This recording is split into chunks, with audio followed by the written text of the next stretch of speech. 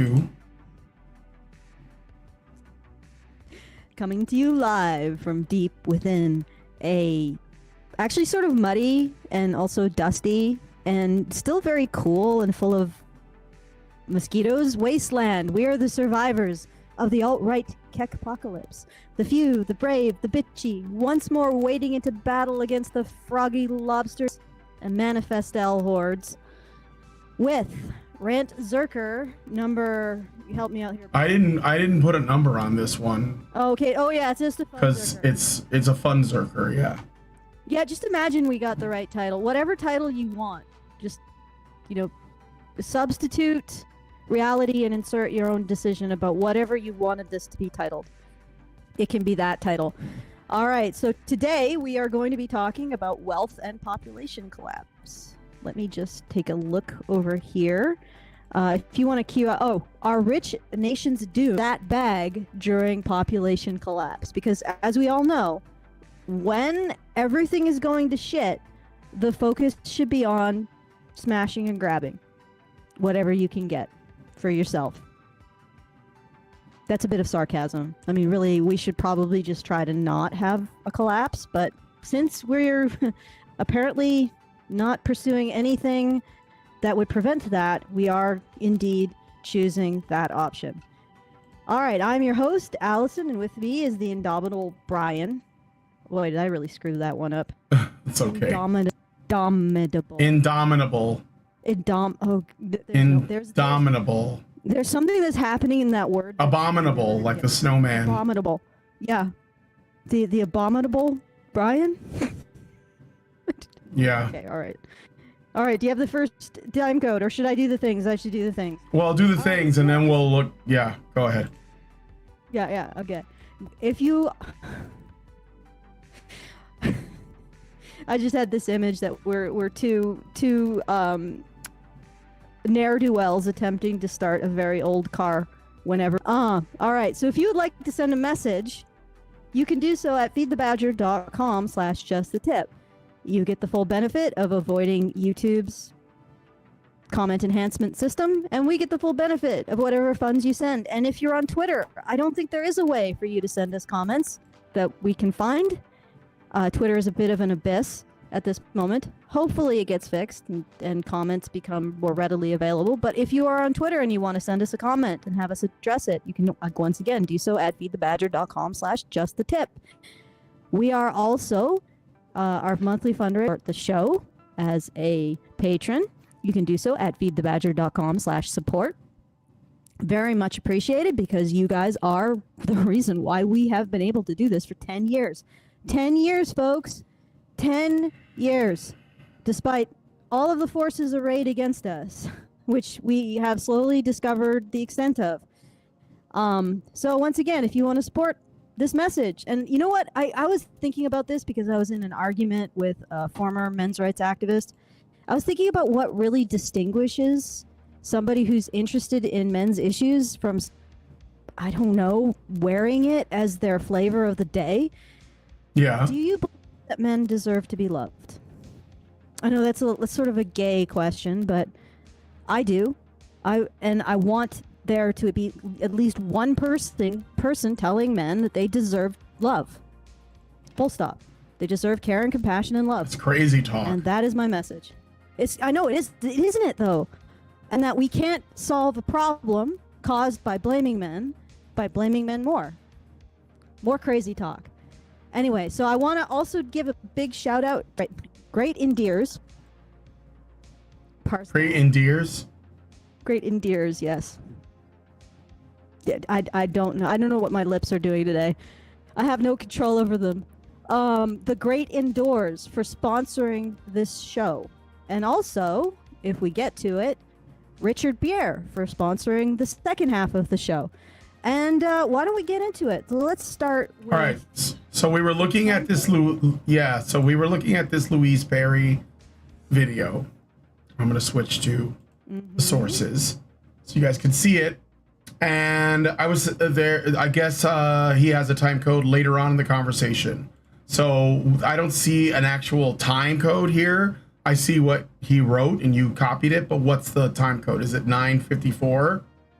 No, that's different. That's the Michael Schellenberger why don't we thing. give So a little bit of a rundown of what the last part of this. The video is called "The Modern Dating Catastrophe, Sex Recession, and Population Collapse," and essentially it's talking about how, well, we're a failed species. Let's just be honest. Like, what else is it to say? This is the moment of our failure, and it wasn't because of an asteroid. We didn't have to go out with something dignified like that. Or maybe because a new predator was introduced, in other words, like some kind of alien invasion. No, we just did ourselves in by getting bored. There you go. That's the face of our chosen destructor, boredom. All right, but so the first part of this, we went through a lot of the usual talking points about how, man bad, and we responded to them. I explained that polygamy is not actually the human norm. Although I will give Perry props. She did say that societies that are monogamous do actually flourish, which is exactly true. Monogamous societies are more successful. The end, full stop. The danger of a less peaceful society with a surplus of single men. So we discussed that usual talking point. Actually, a surplus of single men doesn't necessarily result in a dangerous society. The statistics show that the societies that are most dangerous have a surplus of women. Go figure, huh? Maybe the problem mission. Maybe female-female competition has a destabilizing effect on human society. What do you think, Brian? Possibly. Crazy talk? Sounds like a radical notion, in my opinion, though. So, but I don't know if I buy it. She did. Perry did indeed say that women need men, which is patently obvious. All right, so we are going to go now to there is something about wealth. So, in other words, wealth is what people are identifying as a problem with human reproduction. They have utilities, everybody's living in their own little habitat-controlled pod. Not quite yet eating the bugs, but maybe that'll be the future. But we all have our basic needs attended to. We got food, we got shelter, we got lighting, we got water, we got our waste removal. Basically everything is attended to, and we're not reproducing because apparently we're too happy or bored. I would say this is the problem. So let's cue that up. Let's start. All right, what's the time code on that? 45 minutes in. Oh no, 45:15. There you go. All right, 45:15. So we'll just go to 45 here. When South Korea actually was patriarchal, it had very high fertility. Right. Right. I like and I mean that's also true. I got to say, for like my hobby horses, like being pro-marriage and stuff, it's also the case that plenty of socially conservative. Can you not hear this? No, I can hear it. I said, can I make a connection here? Because she's essentially saying that patriarchal societies are hypergamy. Patriarchal societies provide for women's hypergamy. Basically, a patriarchal society, quote unquote, essentially makes as many women or as many men as possible attractive to as many women as possible, and it does so by satisfying women's hypergamy. What do you think of that? Is that crazy talk? Yeah. No, I mean, that's exactly right. I mean, I guess what it sounds like you're trying to, I mean, maybe you're not, but it sounds like a counter argument against the case that the society is patriarchal in the feminist sense. But I think that what Louise Perry is saying, it's patriarchal in the sense of sort of like how it was historically, thought of, which is like essentially the male line is how we trace, like men have a place in the hierarchy of family, like they have a position. I don't think that South Korea, which is what they're referring to in this conversation, is any more patriarchal than any other country, like ever in history. So when she says patriarchal, I don't think she means the feminist definition is what I'm saying. Okay, yeah, you're right. So we probably should clarify definitions. So the feminist definition is, excuse me, I got a cough. For some reason, I have like a hair in... Allison? Apologies. Whoa. Yeah, I'm back. No, your audio was doing something really weird. I don't know why. Yeah, I was muting. I think that's the weird thing that I was doing. Okay. Because I was in the process of coughing. Unless I caught the cough. Well, anyway, the point is that the definition of patriarchy, there's different definitions of patriarchy. There is the small p patriarchy, which is an anthropological definition, which essentially means reckoning society from the male line. Right. Small m matriarchy, matrilinear society line. But here's the thing: even if you reckon from the female line, for example, like Egypt, the pharaoh is a man. Mm-hmm. Like the guy in charge, even in a matrilinear or a small p matriarchy, is a man. Is usually a man. It's usually a man in charge. So matrilinear and patrilinear, those are the definitions, the anthropological definitions. And then there's also an additional definition, which means a space that's controlled or the norms are established by men or women. And anthropologists will talk about a patriarchal space being in the same societies, because that's often the case, that there is a space that's controlled by women. It generally is the home space, which incidentally is often also the most economically important part of the human society. And then there's also the male space that's controlled by men.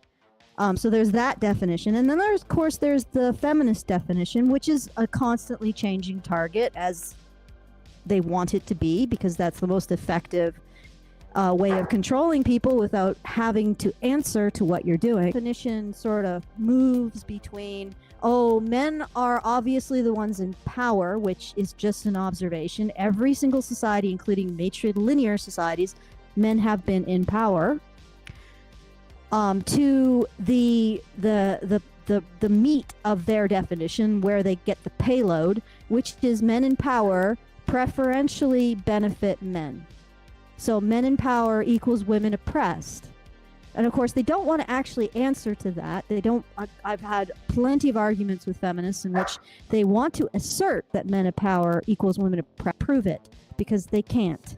And the reason why is the way you disprove it. And this is me doing feminist work for them, by the way, if they want to consider themselves to be scientific. The way you disprove that is you look at men in power and you look at the situation for women and you look at the situation for men. If men in power results in a worse situation for men, a situation of greater obligations, a situation of greater sacrifice, then men in power does not equal women oppressed. Can you guys hear my dog? I'm curious. Yeah, I can hear him in the background barking. So those are the definitions of patient. Goes a step further and says that men in power equals women oppressed, essentially, which is where they get their moral authority. And I apologize for my dog. He wants me to not pay attention to this and pay attention to him, as dogs do. I think we live in a dog triarchy, actually. Mm-hmm. A pup triarchy. All right, so. So anyway, what I'm saying is, when okay? Yeah, I'm fine. Why do I sound okay? Okay. Well, your audio is a bit. No, your audio is a bit weird though. The video is playing catch up with your audio. I don't know if it's like your internet. I'm assuming it's your internet is weird. Going through some slow stuff right now. But people can hear you. But on occasion, you'll go a little bit like a chipmunk and then come down. So and your actual video doesn't match the audio a little.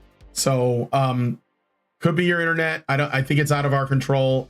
And Allison's gone. She left. She dropped. Okay. I was afraid to say that because I'm afraid that would be the response.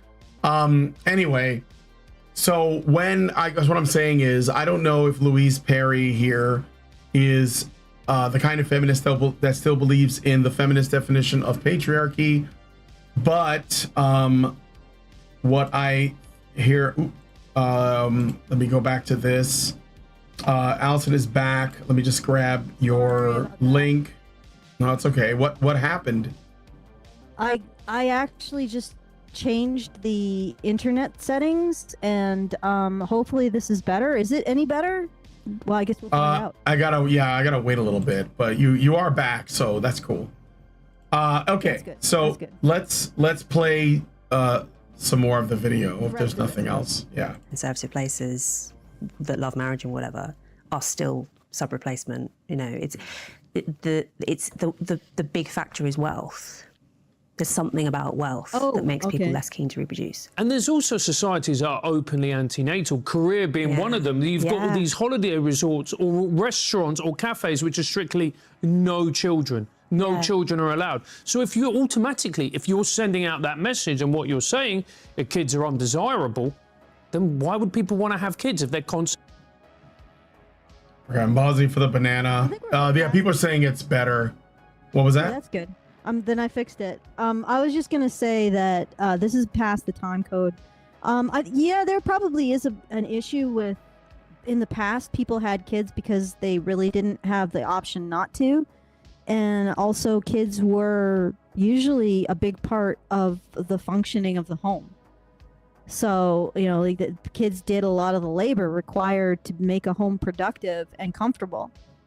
And also people would have kids in order to have some kind of a retirement, like be able to retire. And that's all kids now, I guess, is entertainment. And kids are a lot of work. Yeah.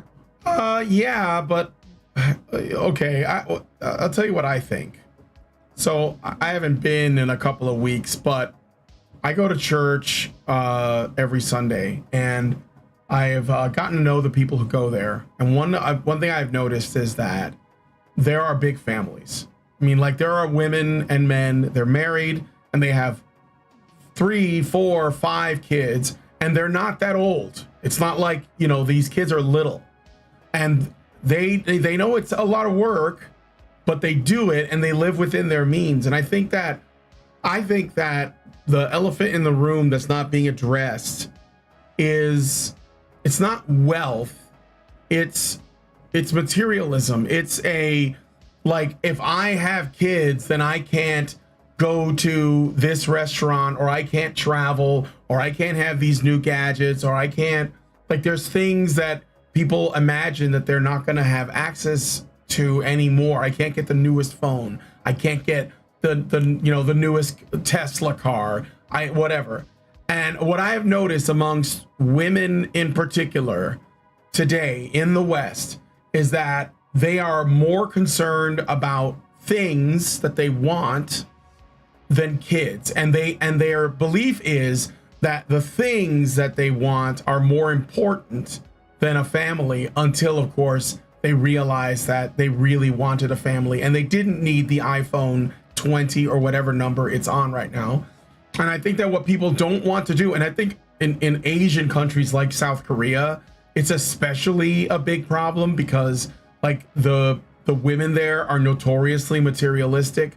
Like, they notoriously want like the nice clothes, the nice makeups, the hair, the Botox, the surgeries, like all of these things, because they use it to build a presence online, or to, you know, be famous or beautiful and like live forever. And they're not like thinking about the practical stuff. And I think that this idea that women are that children are too expensive, they're too much work, I think it's bullshit, because I've seen it myself.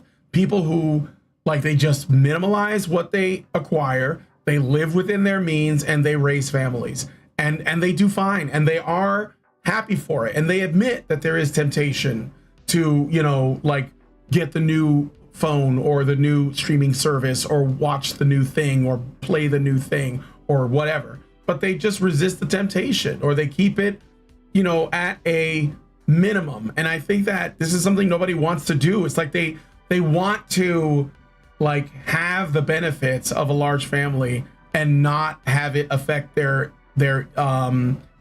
let's say their lifestyle in any way. Like, they don't want to affect the lifestyle, and that's the truth. Like, and it goes the other way. Like, Lindsay and I had a conversation this morning there was this woman that went viral on TikTok, and then her video got shared on Twitter, and it was just one of these like of a probably an endless like, you know, supply of, you know, early 30s woman in her car, like, you know, with the windows rolled up, yelling at her phone about how lonely she is and why aren't any men stepping up.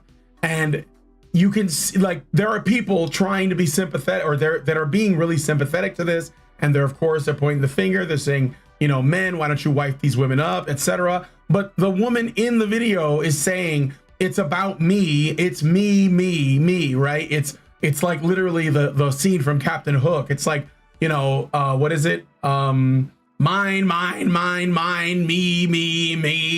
now, you know?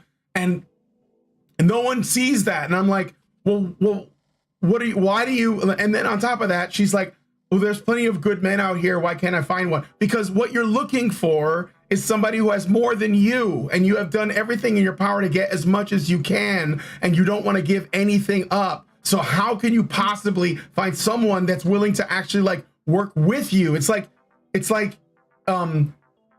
you want to build a house, you have to like buy the land, get the supplies, get somebody to help you, and then together you build a home, right?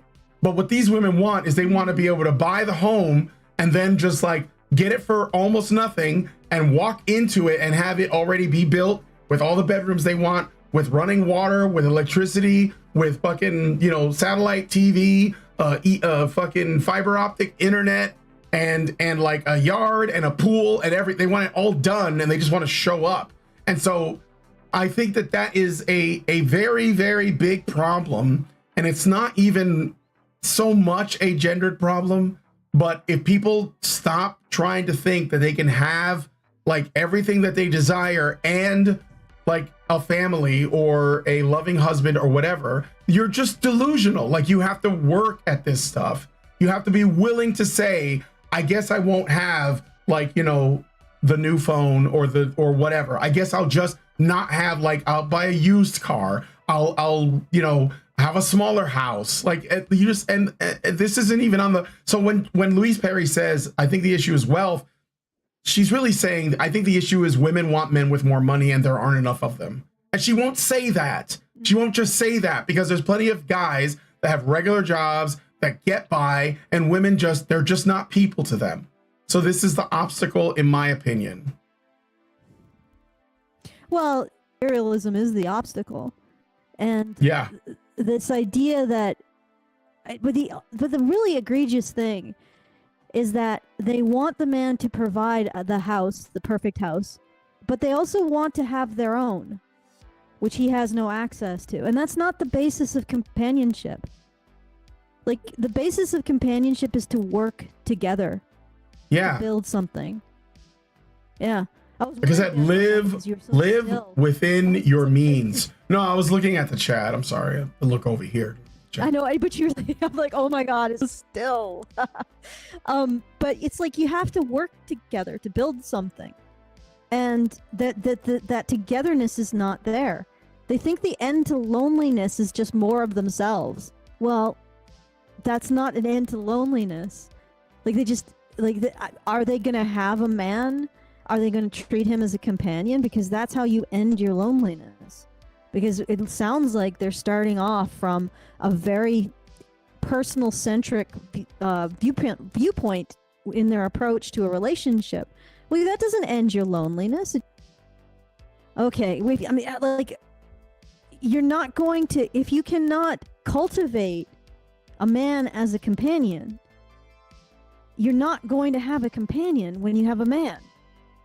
And if you see a man solely in terms of the material goods that he provides, you're basically not in a position to regard him as a companion. You see what I'm saying?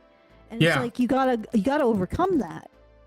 All right, let's go to the next topic. Okay, I got another Super Chow. I'm gonna read the Super Chow really quick before we go to that.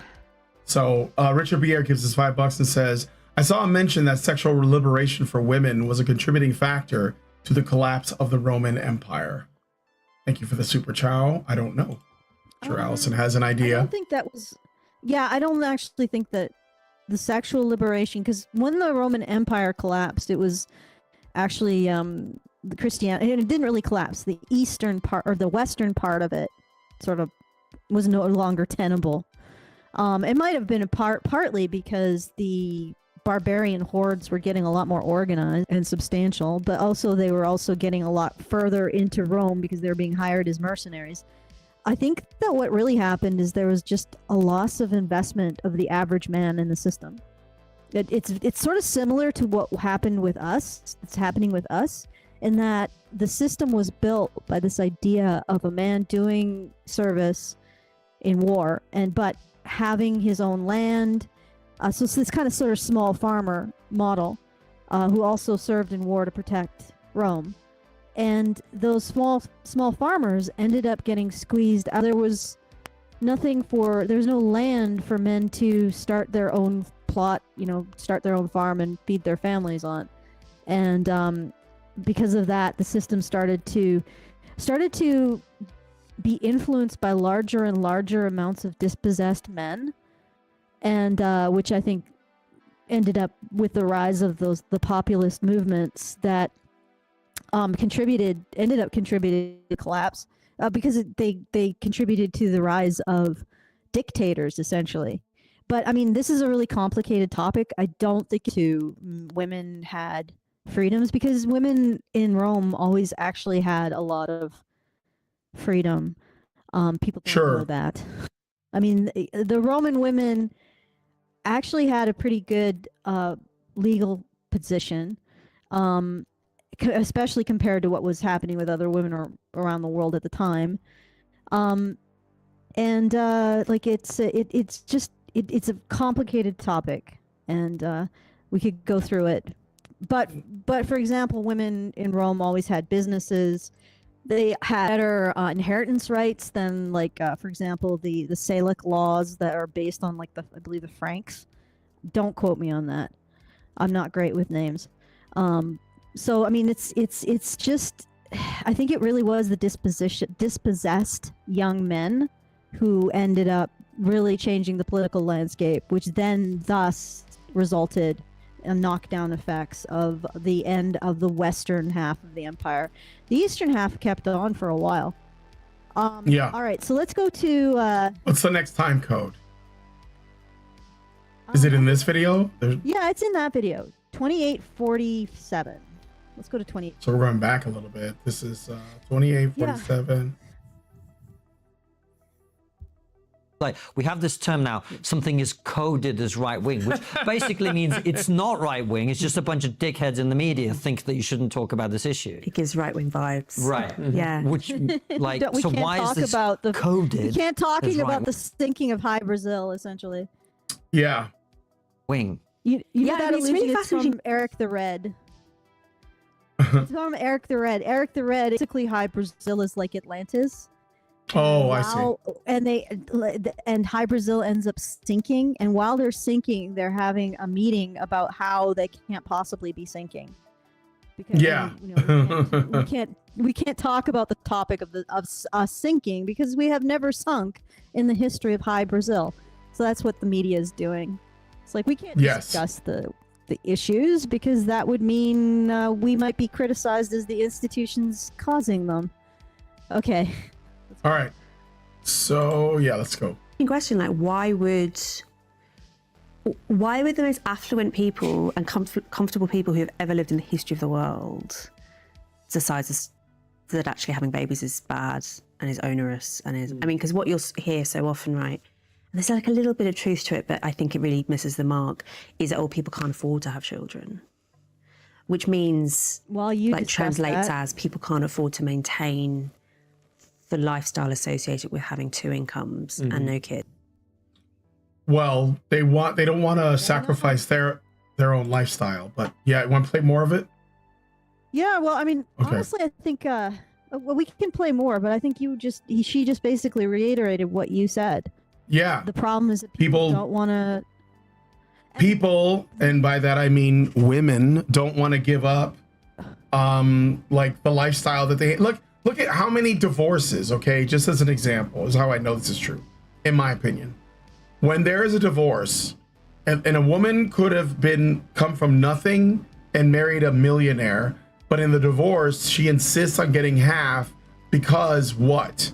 Because she became, according to her, accustomed to a lifestyle. And the courts generally side with her on that, which is why like divorce is so damaging. And of course, feminists are behind this too, because they believe that, you know, especially if you are not working, so like you're a woman who stays at home with the children, if there are children, and you know, you're a homemaker, whatever, and your husband makes all the money. If there is a divorce, which of course these women are pressured into by their friends, by lawyers, by the courts themselves, and then they're entitled to half the man's stuff because they have become accustomed to a lifestyle that they don't want to give up. So if that happens in divorce court, then it must happen way before that. It must happen when men and women are getting married, or when they're talking about marriage, when they're talking about children. There is a consideration, and it's a serious consideration, that having children will affect their lifestyle, what they are accustomed to.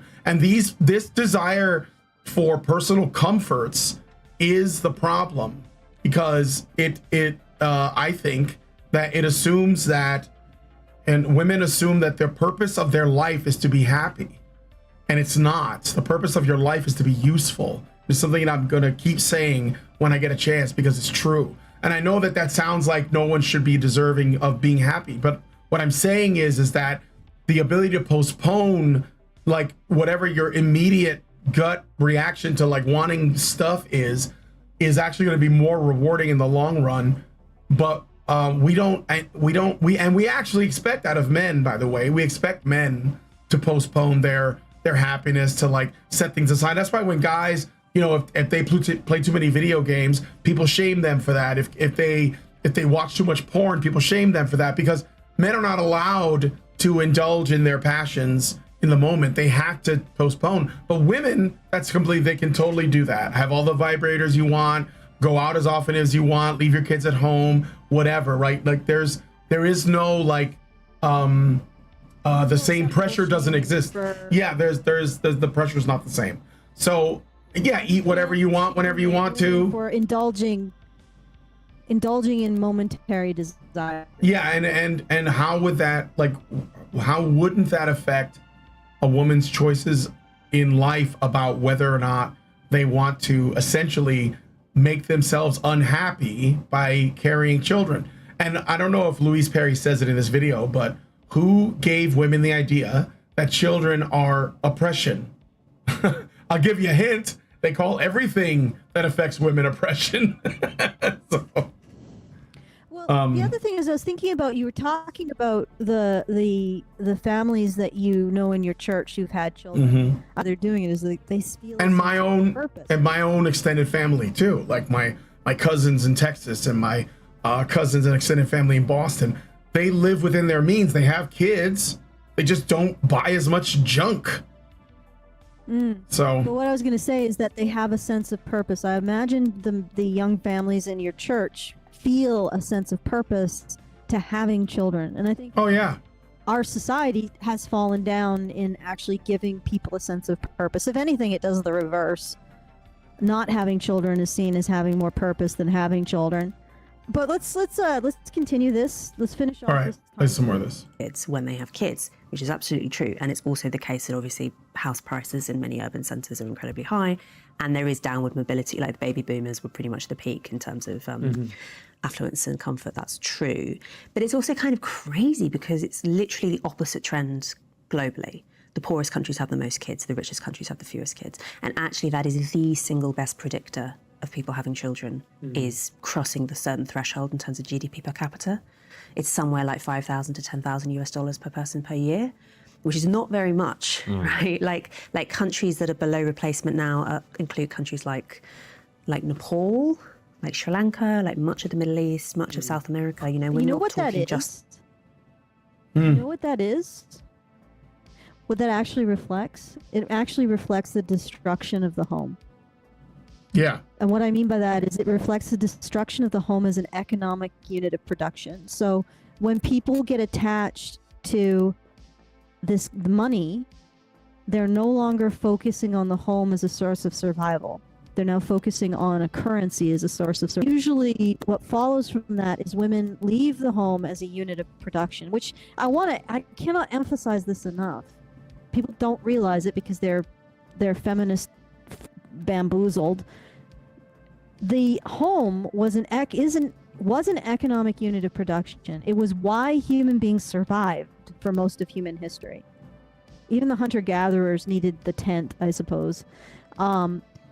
But it is why human beings survived, because the home was the source of almost everything that is now taken over by utilities over that. And often the home was also the source of currency.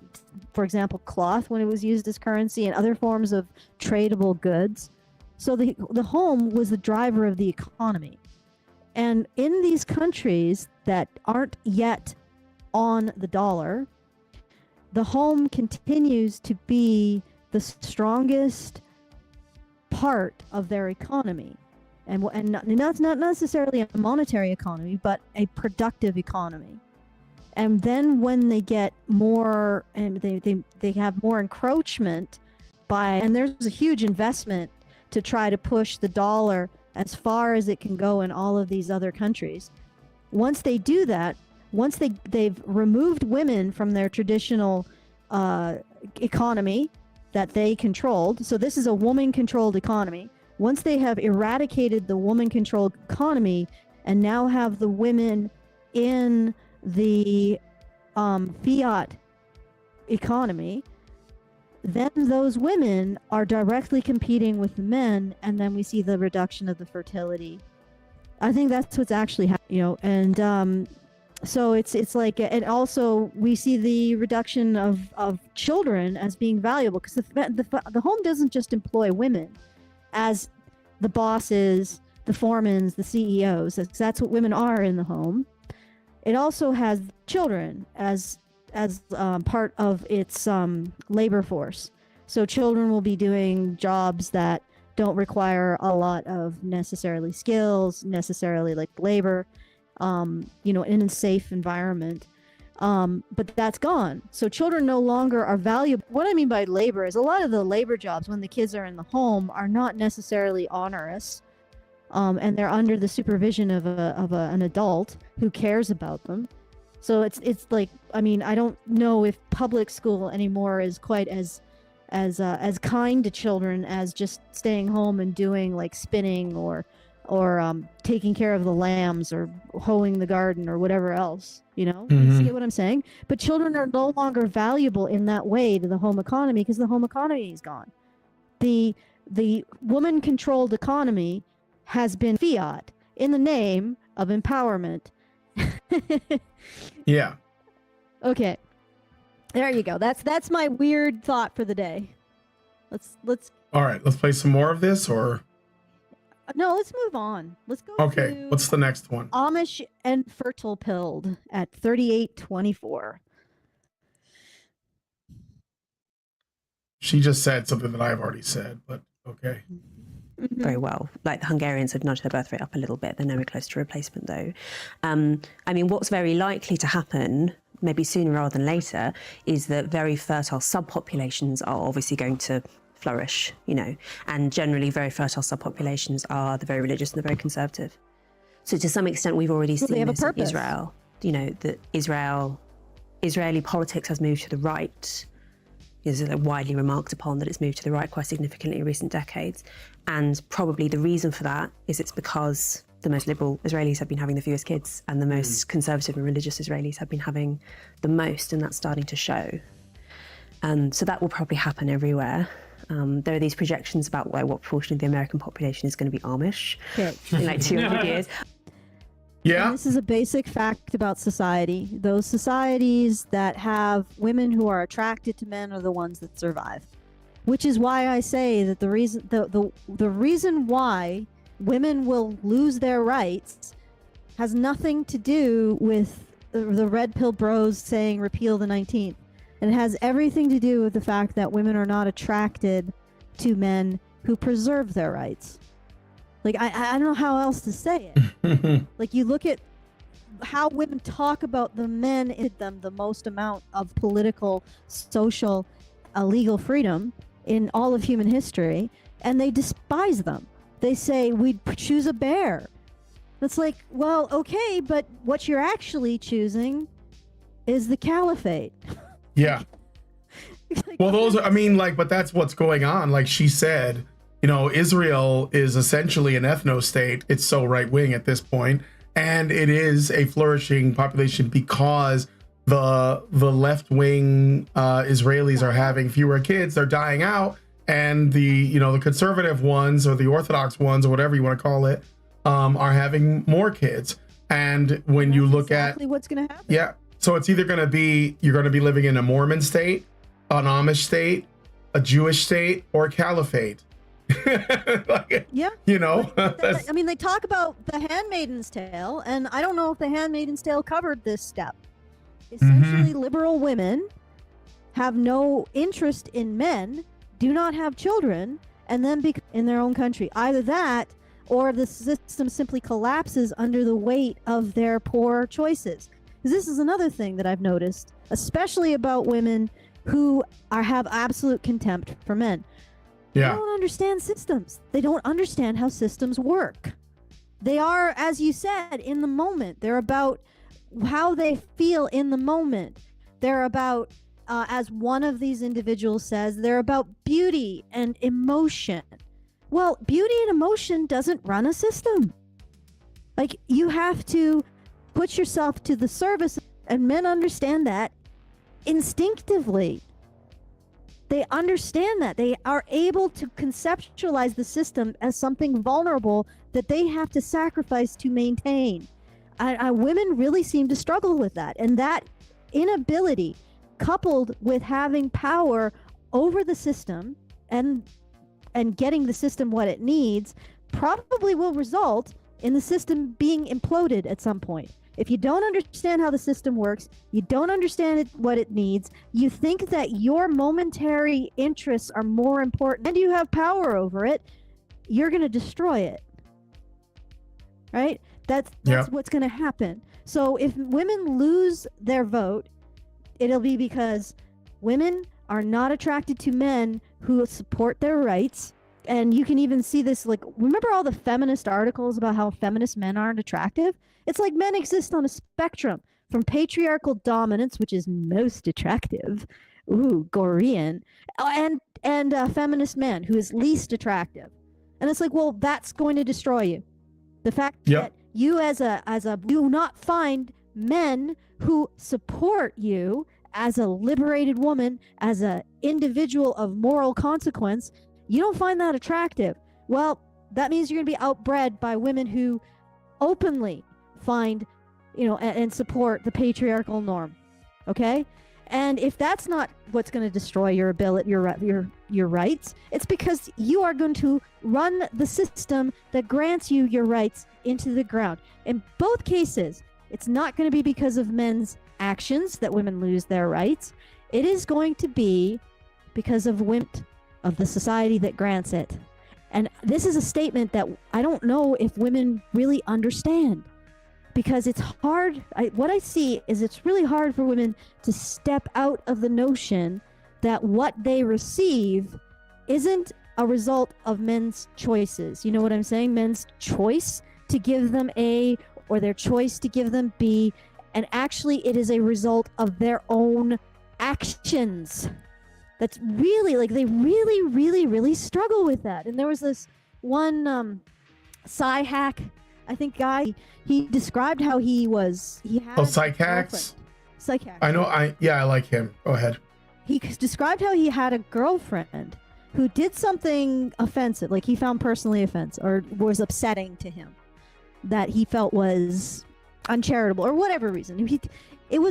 She engaged in a behavior he thought was, I would go so far as to say abusive, he may not, but he found it to be problematic, shall we say.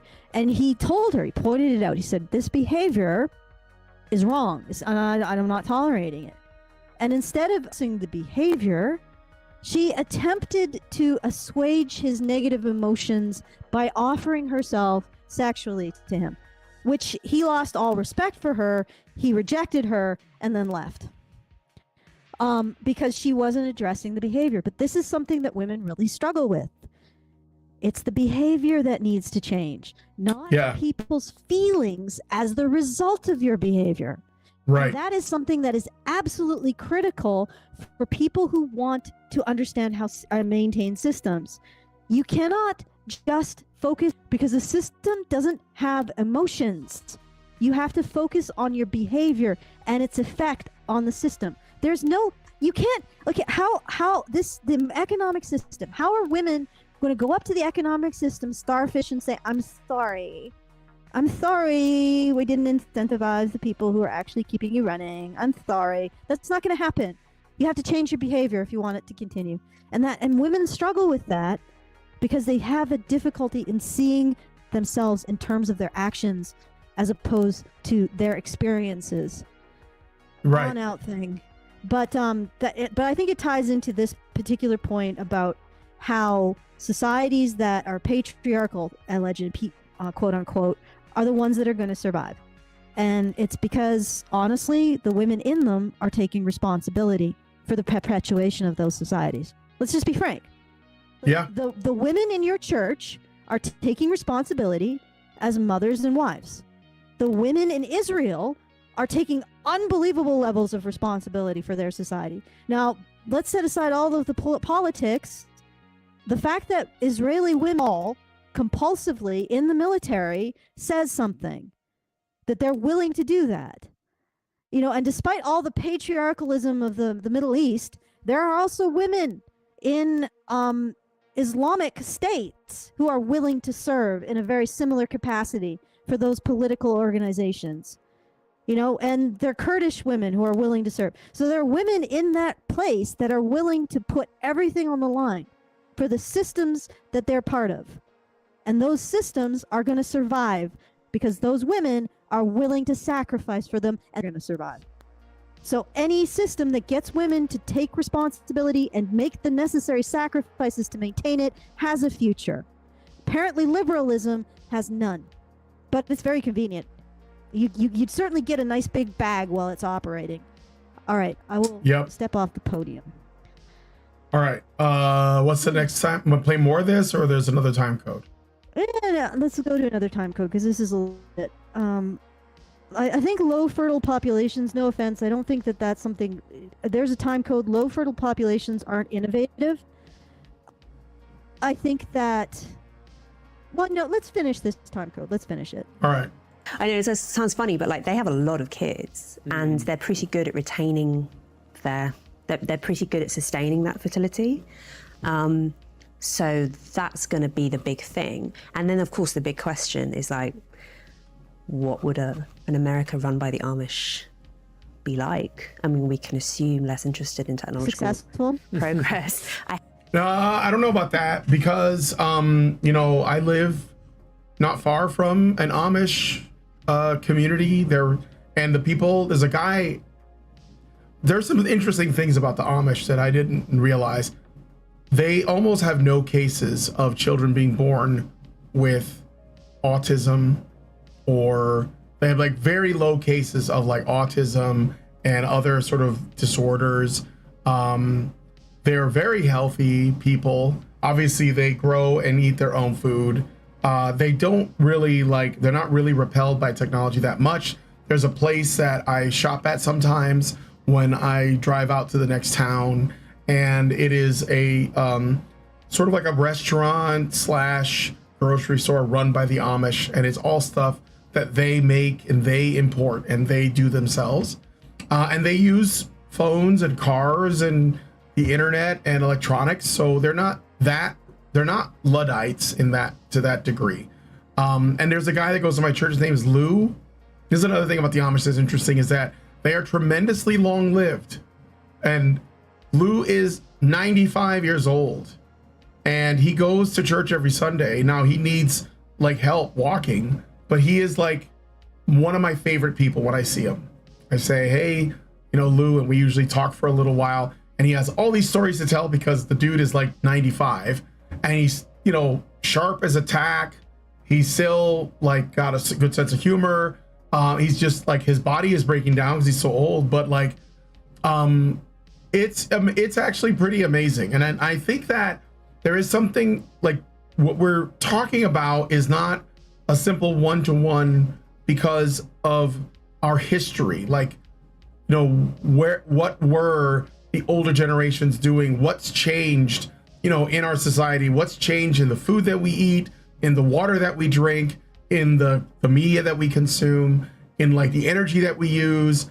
And I think that there's a lot that could be taken into consideration there.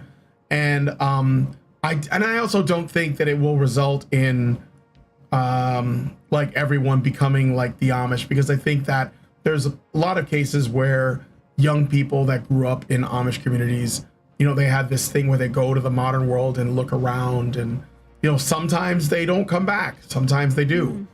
Sometimes, and I think what would be best would be to like, my thinking, my real belief on this is that these societies or these subcultures that have sort of maintained their own separate evolutionary arc, I guess, I think that there's stuff we can learn from them and that they can learn from us. And I think that would be what I would hope as an optimist myself.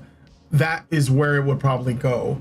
And I think the Mormons are the same. Like I know I have a neighbor, his name is Kane, and he married a Mormon girl in Utah and brought her here. And he's like, you know, he's like a pilot and just a super cool dude. Like he's like in the Air Force intelligence and stuff like that. And, you know, I talked to his Mormon wife because they have dogs and we have a dog park. So that's where I see them. And she was talking about how, well, you know, she left the Mormons because, you know, originally she just had this sort of like rebellious thing about it. Like there's stuff about the Mormon religion that she just doesn't get. And I agree. It's a bit weird. It's culty, but they do have a lot of kids. And she told me, she was like, yeah, they have a lot of kids. I don't know if I want to have that many kids. And I said, okay, well, you know, 2 or 3 is probably fine. They're having like 10, 11, 12, and the Amish are too. So, yeah, I think that it is going to set the tone. But what I'm saying is it's not destiny. Yeah, but I think at some point, when you get to 10 kids, I don't think that you're actually raising them. Well, my grandma had 9. I've seen kids. I know. I mean, maybe it's a bit different, like in this modern era, because there's less like family involvement.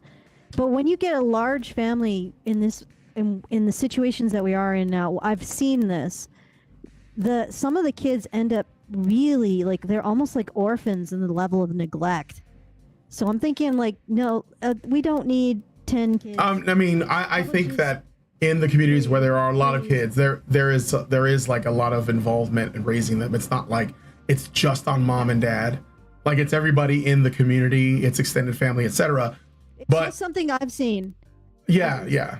I think that certain kids are neglected, but continue. Yeah. Well, no, I'm saying that I think it's within reach to do like 3, you know, like at the most. And I don't think that's weird. Yeah. So my mom had 3. I'm the oldest of 3. I don't think it's weird. I think that this trend is extremely recent, of like the way that dating is, the way that we look at marriage, the way that we look at family. I think this is very different than and it's very recent, because like I said, when my mom and my dad got together, my dad already had 3 kids from a previous woman. I know he was a bit of a player, and he wanted enough. He told my mom all the time, I want enough kids that the first letter of their name spells the word basketball, because that was his favorite sport. And now I don't know if that was joking, but my mom was like, no. We got as far as the 3rd letter. My name is Brian, right?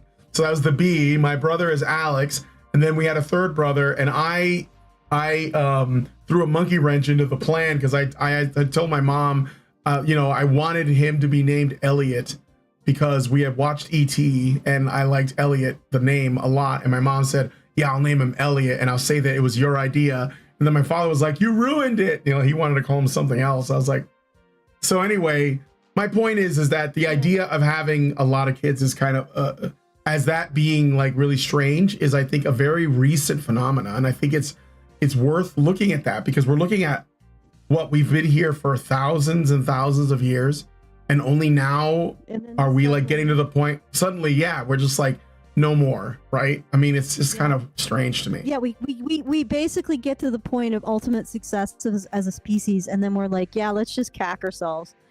All right, let's go to 4355. All right, 43. Low fertile populations aren't innovative, but I'm not sure I really want to go through that. Or we could.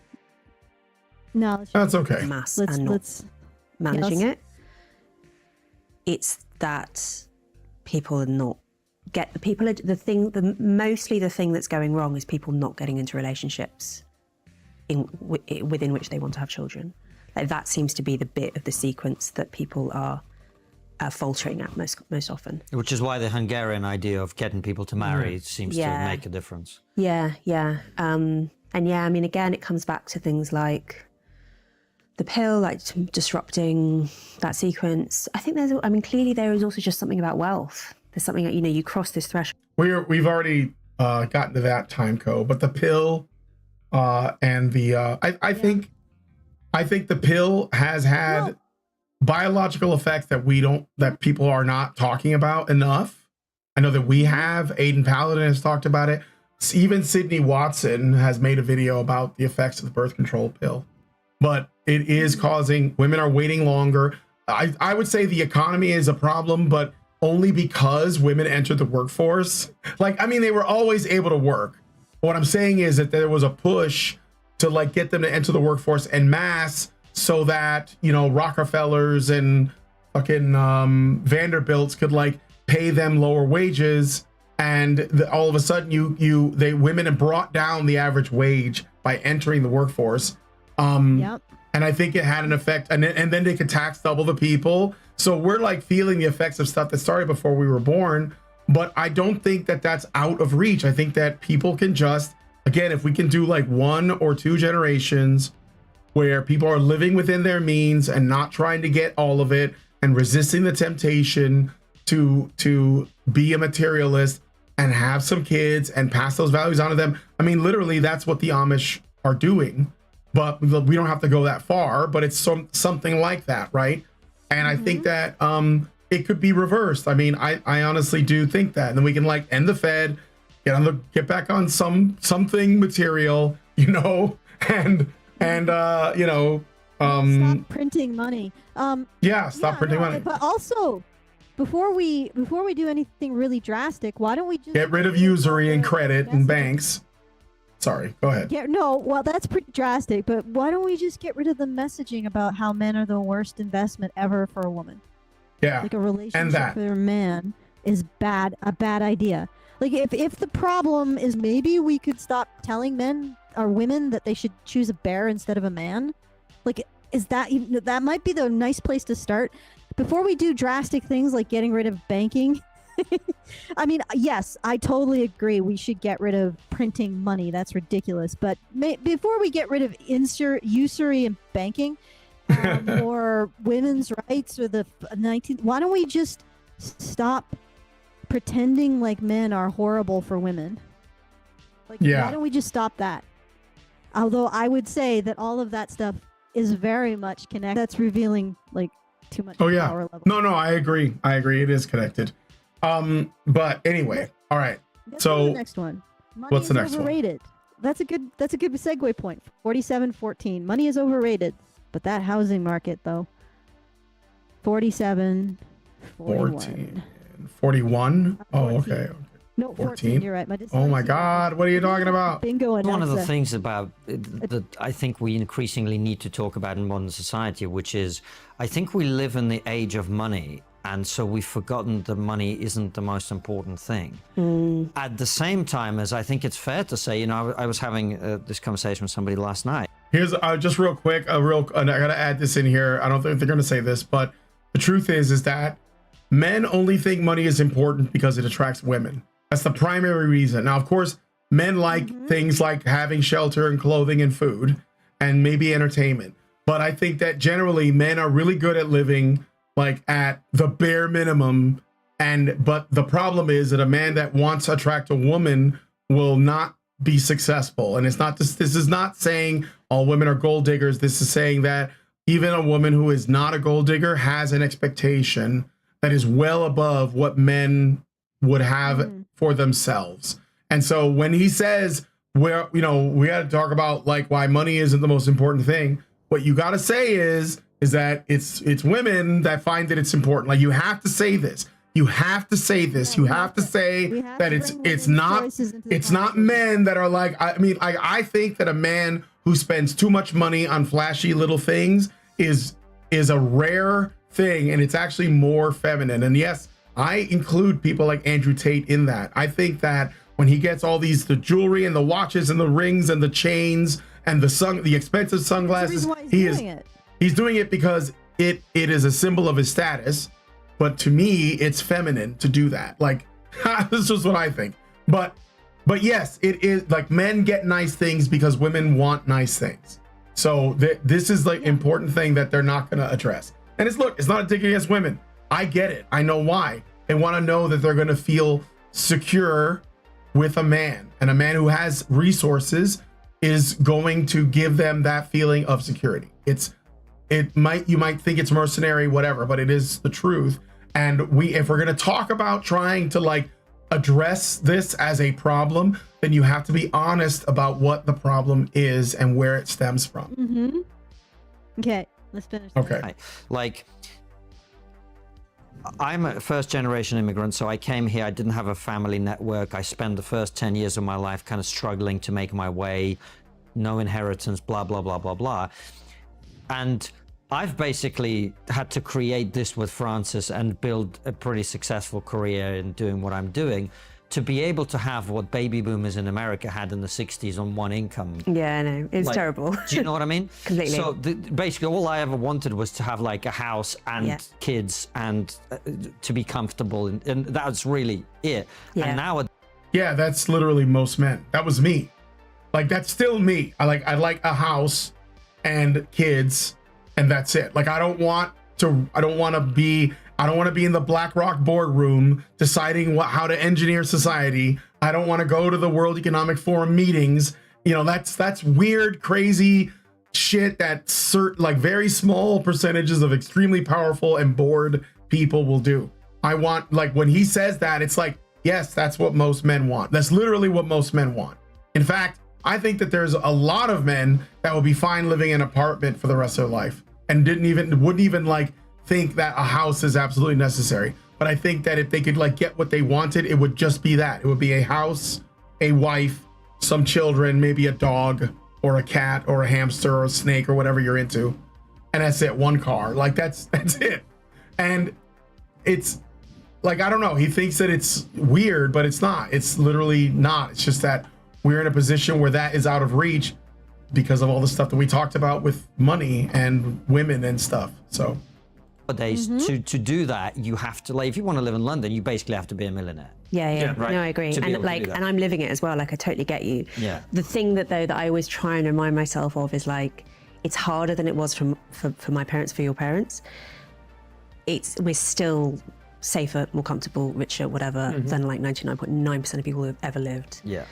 And it's so hard to remember that because I think the human mind is so set up to be doing these kind of minute peer comparisons. Interesting. Well, let me ask you another question then, because all right, let's stop. Yeah.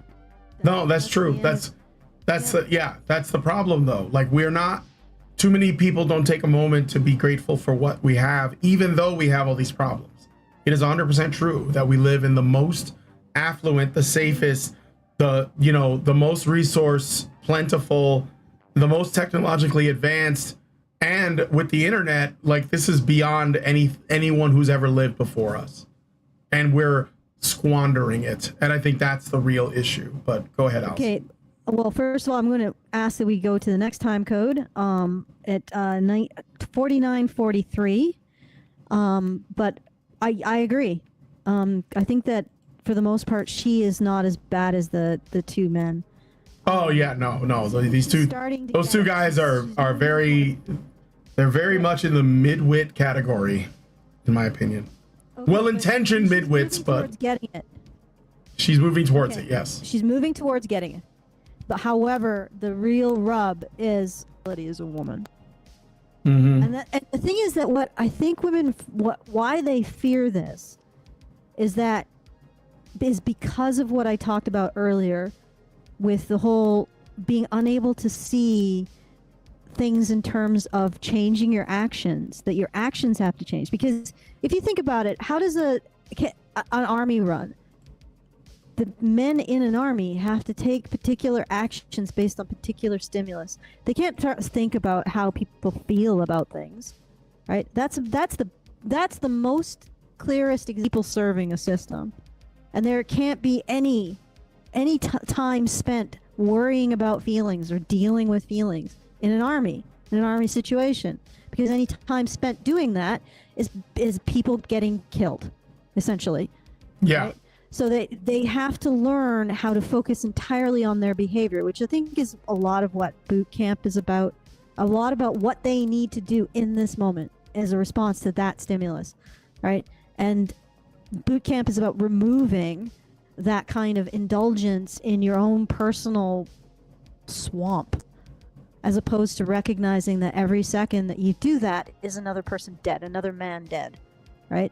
Women have to struggle with that, because they like that I did with that psych hacks example.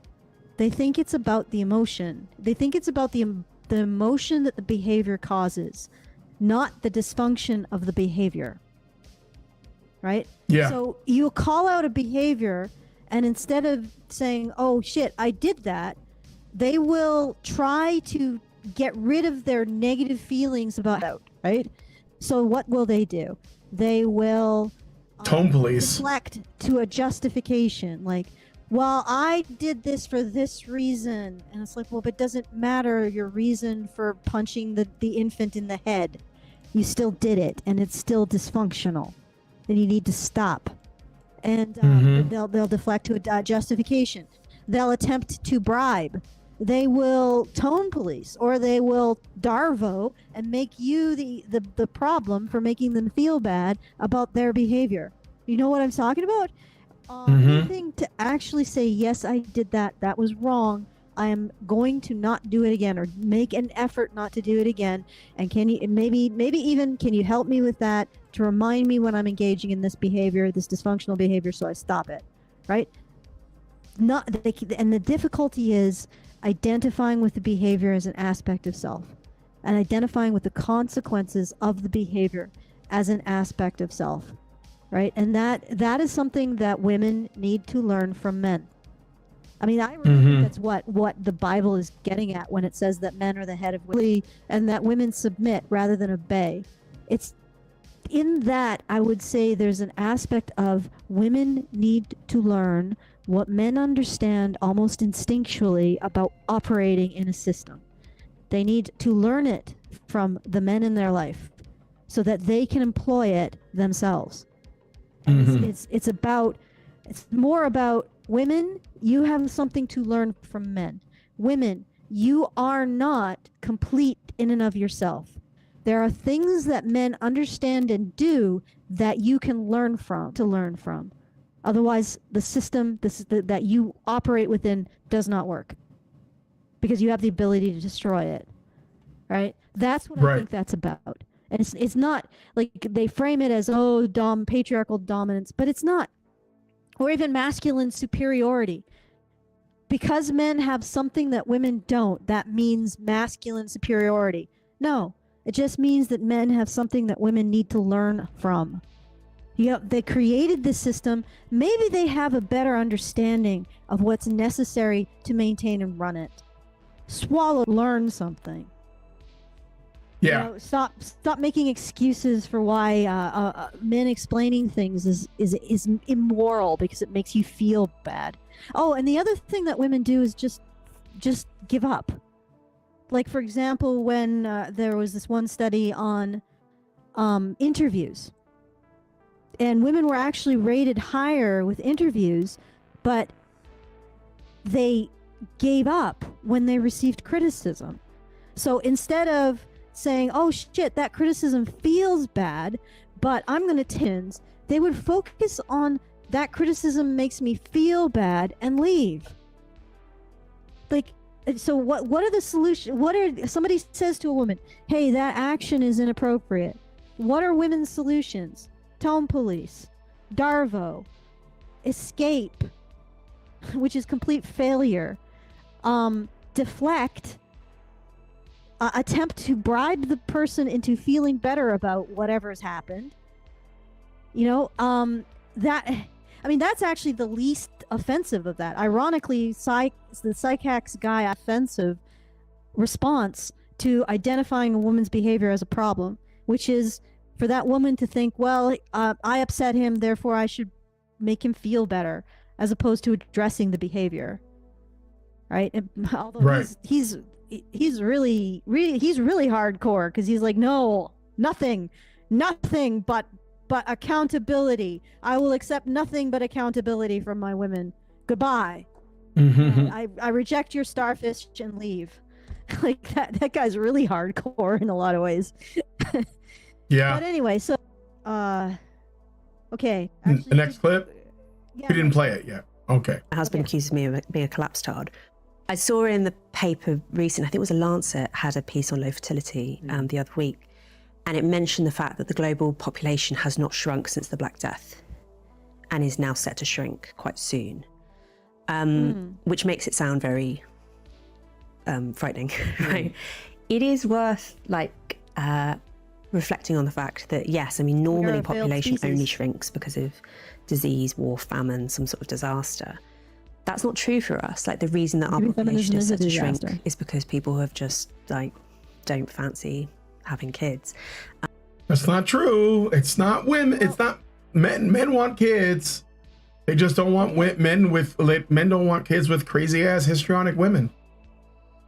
Hungary showed that you got to get people into relationships, and then kids sort of flow from that. Yeah. Right? Just focus on getting people into relationships, getting them paired up and happy with each other, and feeling the joy and bliss of sharing companions, or at least knowing that your annoyances are going to be the same day to day.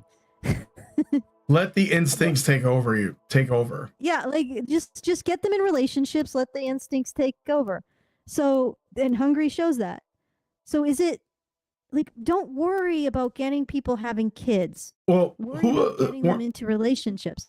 Yeah, weren't there advertising campaigns in like Sweden or Switzerland or something that was trying to get men and women to like make babies because they were worried about their fertility? And even in North Korea, not South Korea, Kim Jong-un gave a tearful speech begging women to make babies. Like, even Kim Jong-un has to ask women, pretty please make babies for my, communist country. This is the god of your reality asking you to have children. Like, yeah, So- if there was any place that there would be the Handmaid's Tale, it would be North Korea, and it's Yeah. still not happening. No, their birth rates are still higher though than. Here's the best part, Allison. The birth rates in North Korea are plummeting, but they're higher than South Korea because North Korea at least doesn't have feminism. So, they may have like a communist despot, but he's, And the hilarious thing is that women in the West are obsessed, or many of the women in the West are obsessed with the Handmaid's Tale. And they use it to drive a wedge between them and men even more, which is the very thing. Like, the absence of investment in the system is what's going to cause it to collapse and be replaced by a system in which women, full stop.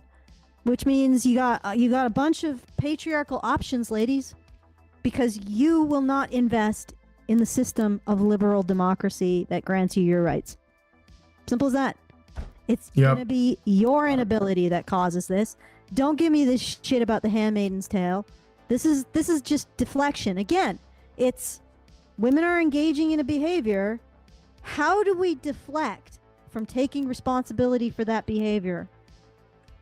Well, let's invent some crap like the Handmaid's Tale, which is never ever isn't even happening in North Korea, so give it up. Yep. All right. All right. That's it for the time codes. Is there another one on here? Or? Let me just see here. Okay, we have about 16 seconds left on this one, so let's do that. All right. And then one more. Which is kind of great. I mean, if you if you have to go through a period of population decline, this is definitely the most pleasant. But it's still, it still spells only one thing, which is We're civilization. still a failed decline. species. Yeah. It's pleasant right now. I love how you know I've been doing this for 10 years, and there have been people in these circles discussing the decline of civilization for 10 years on podcasts, and almost none of them say, I think women make babies. We should probably be talking to them about this. Why aren't they doing this? And none of them. They just go, oh man, what could it be? It's got to be social media. It's dating sites. It's video games. It's porn addiction. It's the political establishment. It's the printing of money. It's inflation. It's taxes. It's property. It's men. I mean, all of those things are men. It's wars. It's men. It's men. And none of them says, actually, if you take all of this stuff away, there's just men and women left. And we've been blaming men for 10 years, but have we tried blaming these things over here? These womb havers? Have we tried? Have we tried that? Have we tried? Hey, do you want to save civilization? Do you want to be a hero? No, they're still doing this thing where like, I just can't put my finger on it. I don't know what it could be. Literally and then you get like, they talk around it like, well, we could make artificial wombs and freeze sperm, and like we can like make babies these other ways. It's like, well, what about, I don't know, Huxley? Let's do it the old-fashioned way. Like, why can't we do? Well, we couldn't do that because that would mean we'd have to ask women to be a part of the solution. That would mean that we might have to look at the behavior and see if there's something that should change. Oh no, dude, I don't want to be called sexist online. Let's just let everything fall apart. It's fine. We'll recover. It's so funny. We'll recover. And a society that isn't willing to look at this won't recover. It's just like they just talk around it forever. I guess we'll never know. Man, we're going to need a really big brain person to step up and say something smart that hopefully doesn't offend women, and then we'll get there. Like, oh my God. The thing is that why are women, here's the problem. Here's the essential, I talked about women and identifying women's behavior. Why are they so offended by identifying their behavior as the problem with men? And we constantly expect it from men that they tolerate having their behavior identified as the problem over and over and over again. But we can't do that with women. Why? Why is that not perfectly acceptable? And it isn't, because the characters who do that are socially ostracized. Like, identifying problems with women's behavior should not be socially ostracized. I mean, even the problem with it. Even the algorithm doesn't want to offend women. Like, we're literally locking out these conversations, and it's like, I don't know. I just think from now, this is how I do it now. Whenever I watch any videos that people send to me or that you say we should go through this, I think of it like, where are they going to say it? Are they going to say it? And then, no, they never, almost never. They're just like around it. It's like, I don't know. I don't know. It's crazy, man. It's crazy. Yeah, but that's the thing. Like, it's never, the thing that gets you is never the thing you're willing to blame. Yeah. Like, that's a deflection. And it's unfortunate because we're literally, as a society, we're like, okay, we're willing to cede the ground to every other patriarchal option that exists.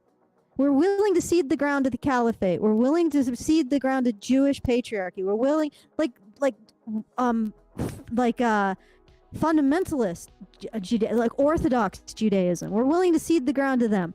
We're willing to cede the ground to the Amish, to the Mormons. We're willing to cede the ground to everybody who has these expectations of women, who to and it like puts them fucking into these. hunter-gatherer tribes in Papua New Guinea. We're gonna like, well, they're pretty patriarchal and they're making babies. So yeah, I don't know how they got it right. I mean, like, I don't know what their magic bullet is, but they are having kids. They probably just held their women accountable. But like, you know what I mean? But we're willing to cede the ground to whatever solution comes, which will be, well, it's shaping up to be one of these horrible patriarchies, right? We're willing to cede the ground to them as a liberal democracy that upholds women's right. We're willing to fail ourselves to them. We're willing to let them win because we will not hold women accountable. So we are willing. Like, we're like, well, we could hold women accountable, or we could allow a future of female genital mutilation, burqas, no education, baby mills. But holding women accountable, though, like, I don't know. I think option B is better. You know, you see what I'm saying? No, no, for sure. You would rather see women back in burqas in a theocracy being, and I'm not saying that that's necessarily like horrible for women, but we would rather see, but that's what they see these things as. They see that they would rather have the handmaiden's tale than women's accountability. Like, this is what women are choosing. A, take accountability.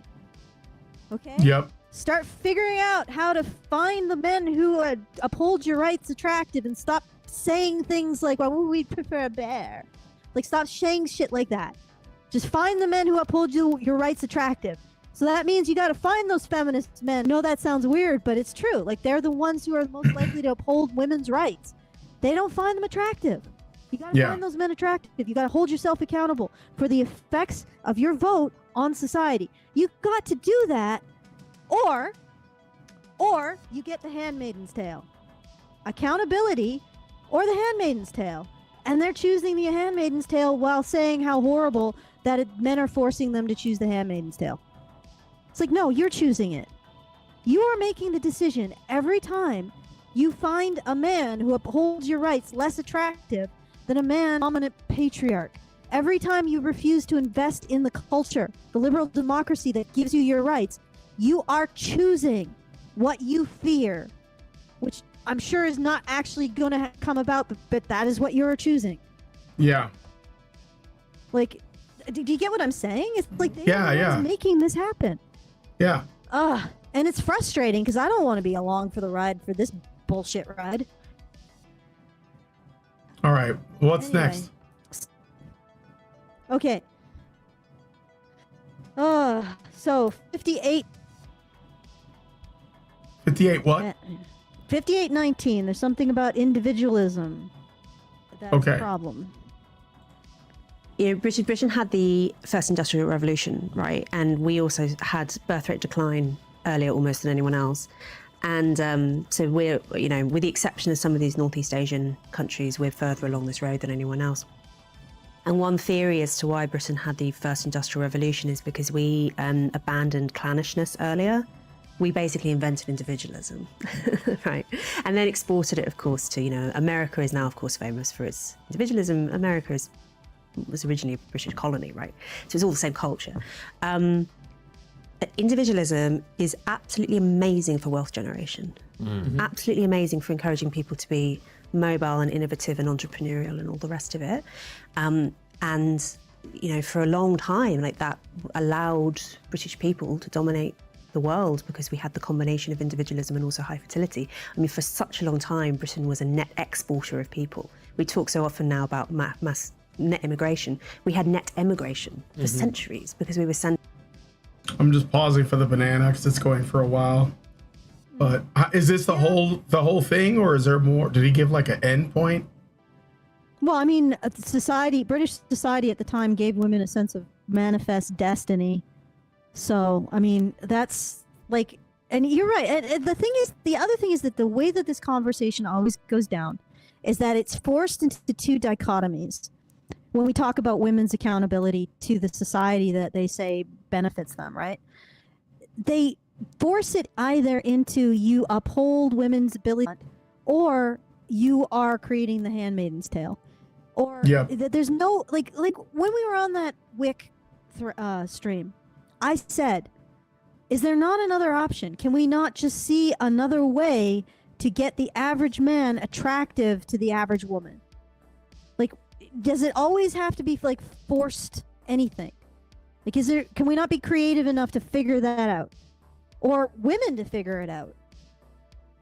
Like, just spend some time. No, yeah, I mean, like, Yourself. no one, just because we're saying like things should go this way, no one is talking about using force. And I think people who accuse you of using force are projecting, and they're saying that whatever they would do, they would use force to do. But yeah, I mean, they don't. That was actually another good example of exactly what I was saying. Like, they wanted to talk around the problem and not talk about the problem. They were just like, how do we blame men? I want to defend AI and like robot girlfriends. That's nice. But you know, I guess it'll just be like, have you seen the movie AI? It kind of ends on a low note, you know, like, so I'm just saying, like, that's fine for you, but this isn't about you. This is about like our entire fucking species, and how like women seem to care more about preserving the fucking sea tortoise than their own people. Like, why is that? Like, why are women more worried about like animals than like human fucking beings, you know? And why are we at this point? And like, no one wants to talk about the problem because it means something that makes them extremely uncomfortable, especially men. It makes men especially uncomfortable. That's why these trigonometry guys are like, oh boy. And there's a woman in there that's basically saying, can you please criticize me? You know? I don't know. Well, I mean, honestly, it's good. This is the issue. Like, the whole repeal the 19th, I think, is frustration with women. Because I know for a fact that if women were choosing men, women were wifing men up husbanding men up and having kids with them and happy to be attracted to men who support this culture and are part of they this would never do I'll it. be I mean, talking about that. They wouldn't, like, they would not. Even if women gave the impression that men could be loved, I don't think they'd be doing this. They wouldn't. Like, why would they? Because our society would be a society in which participation in the great work of giving women rights is something that makes men attractive to women. There is no man who's going to be like, oh, well, you know what? This is making me attractive to women. I'm going to get rid of it. It's like, and that, so it ultimately just comes down to that. Participation in this liberal democracy that upholds women's rights above all else is not making them more attractive to women. And they know it. And it's frustrating as hell because they've done what you want and you don't want it. And you don't want them for it.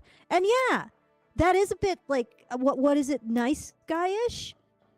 But lady, like, it's even more than men. This is a consequence. This is a knock-on consequence that it's even beyond men. If you don't choose the men of the society, that society doesn't continue. Frustrated about that. But then there's the meat hook realities beyond men's frustration, which you can deflect from by saying, oh, these are just entitled men.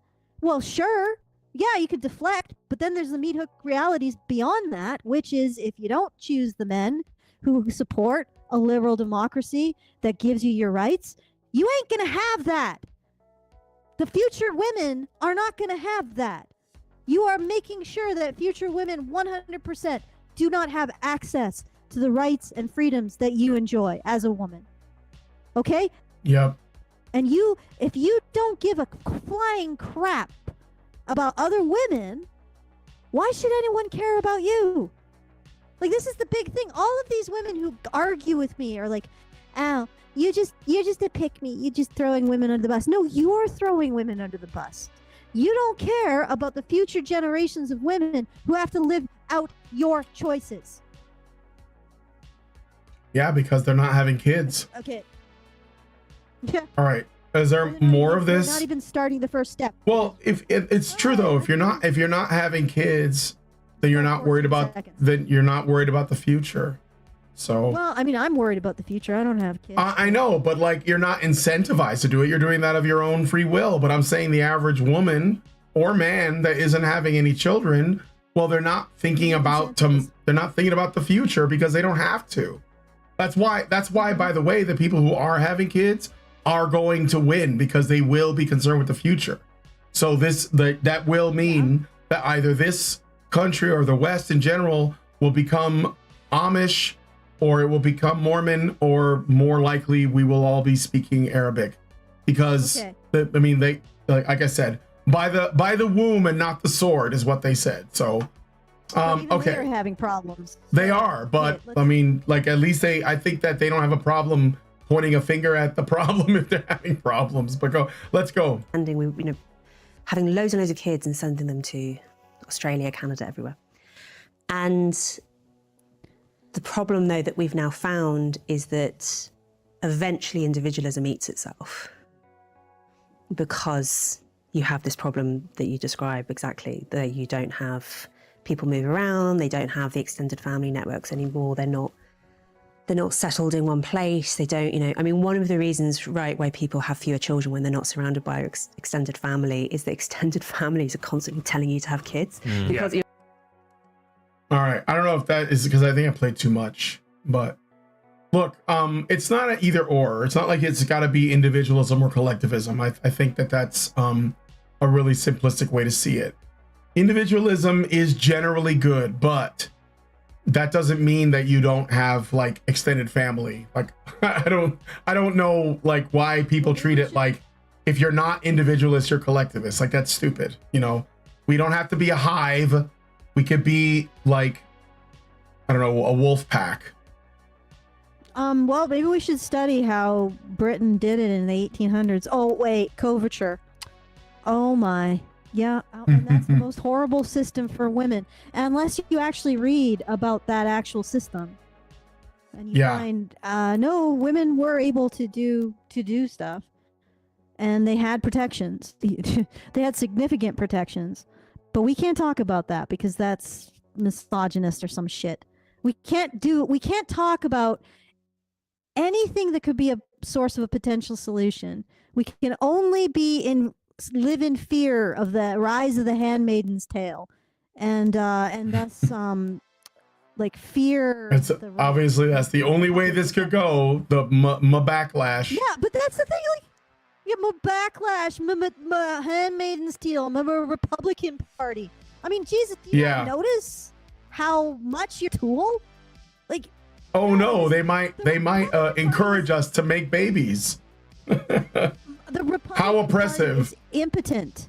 The Republican Party, I'm going to say it, the Republican Party is impotent. Okay, let us do the next video.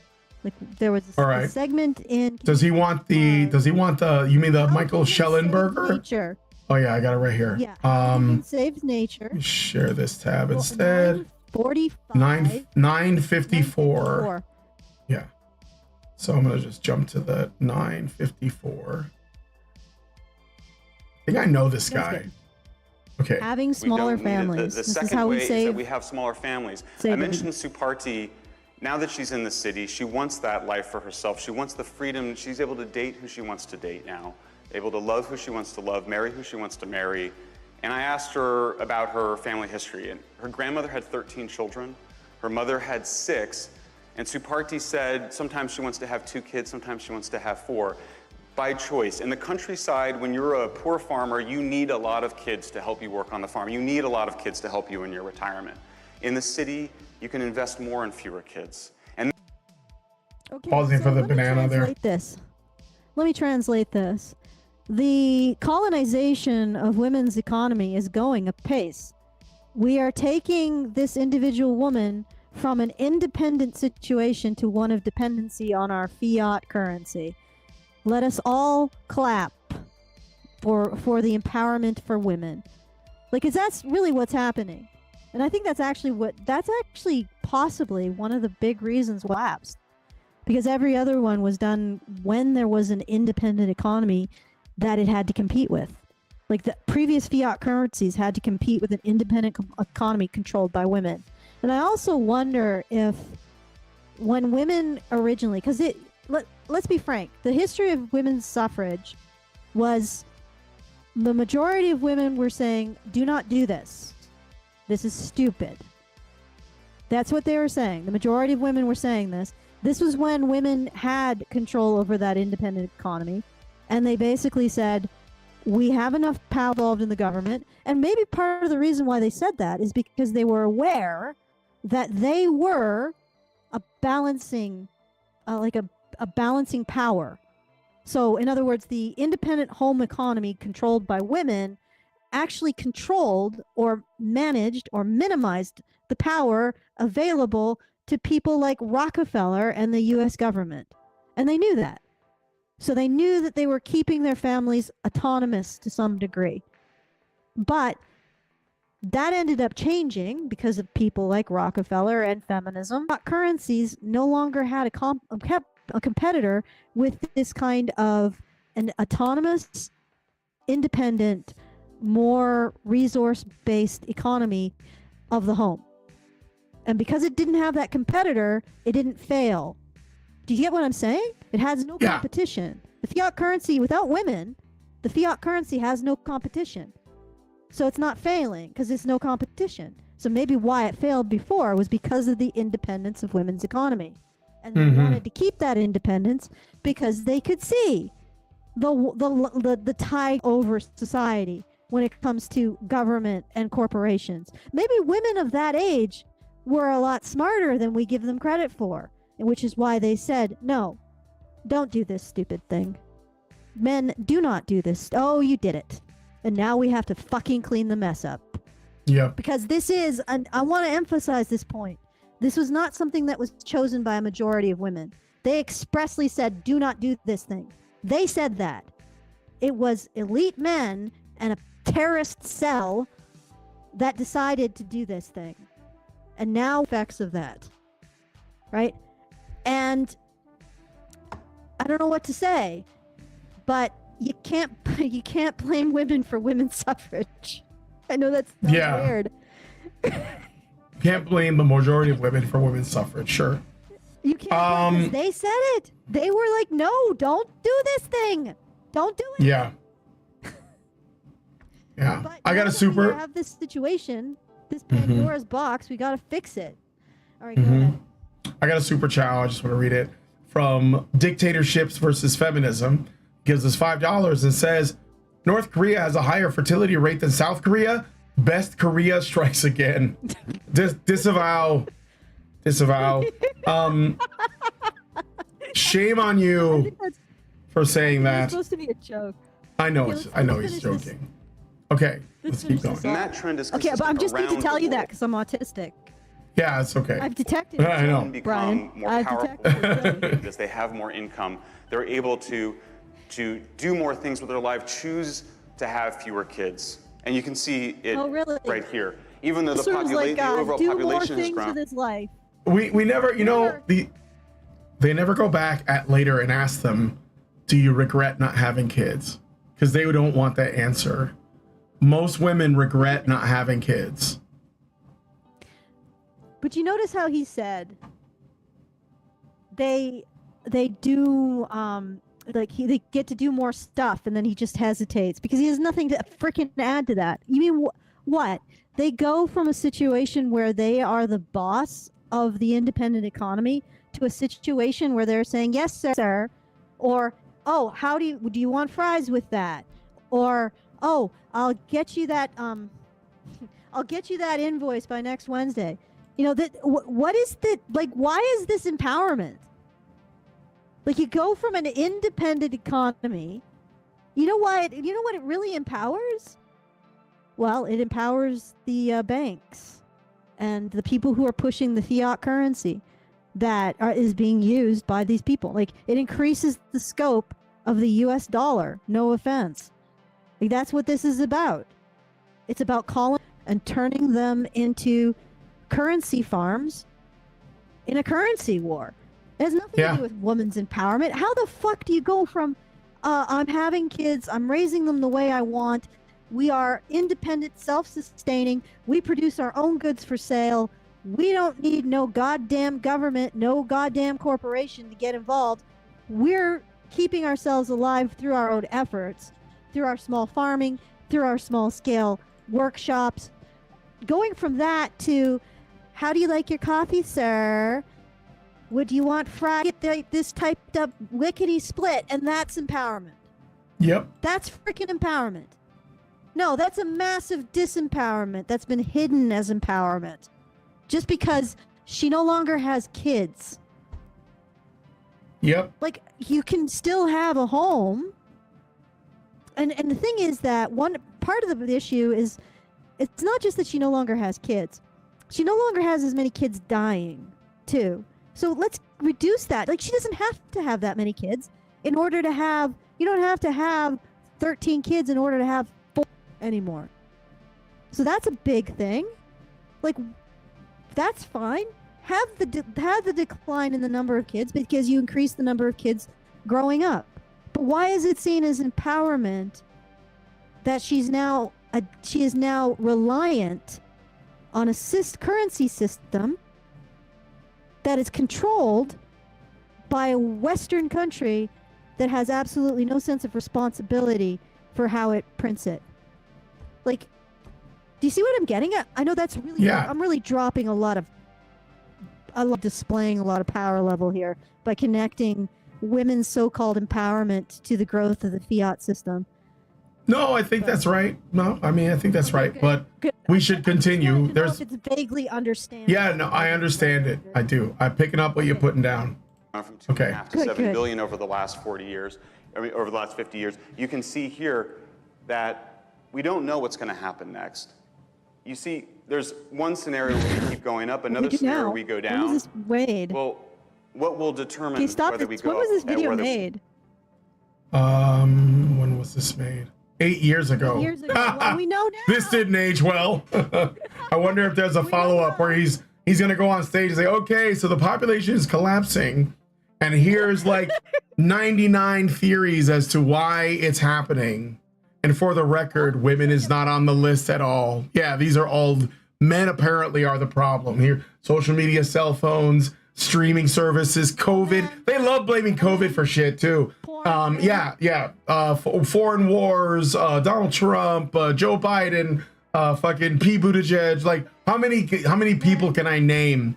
And he'll be like, at the end, he'll be like, well, we gotta get to the bottom of this somehow. I don't know where we're gonna start. I'm just putting it to you. I don't know what it could be that is causing people not to make. I don't know where babies come from, and therefore, like I think the storks are all dying off, and they're no longer delivering babies to the homes anymore. And yeah, I mean, okay. Okay, we can't even look at any kind of coercion. Okay. Yeah. Why don't we just look at it and say, okay, the birthing people aren't birthing. What will it take? What do they want? Let's bring them to the table. Let's do a negotiation. What the fuck do you want? We can't even do that. We can't even frame it that way. All right. So Great Endor has made a comment. To accept some. He sent us thing. He wanted to add something to make sure we don't miss his impression. He says, Schellenberger's point is that a high birth rate was a cushion for a poor economic situation. His overall point, like high energy is basically high energy societies versus low energy societies. Yeah, it's a cushion. So the idea is that as wealth declines, fertility goes up. So the point is, overall, let me just get to it.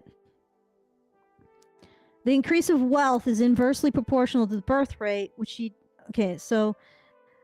we're seeing is a boundaryless social effect. Like, it's not just Lou, and it's not just Perry who's saying all around the world.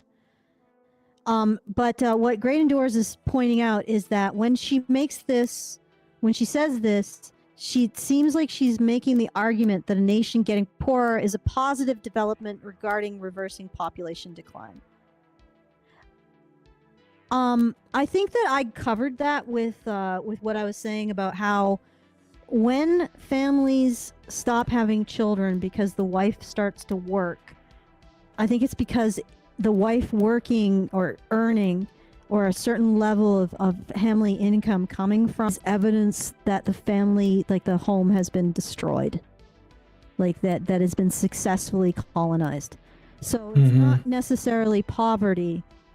It is the destruction of the family home as an independent economic unit, which the result from that is that children no longer become economically beneficial and people stop having them, right?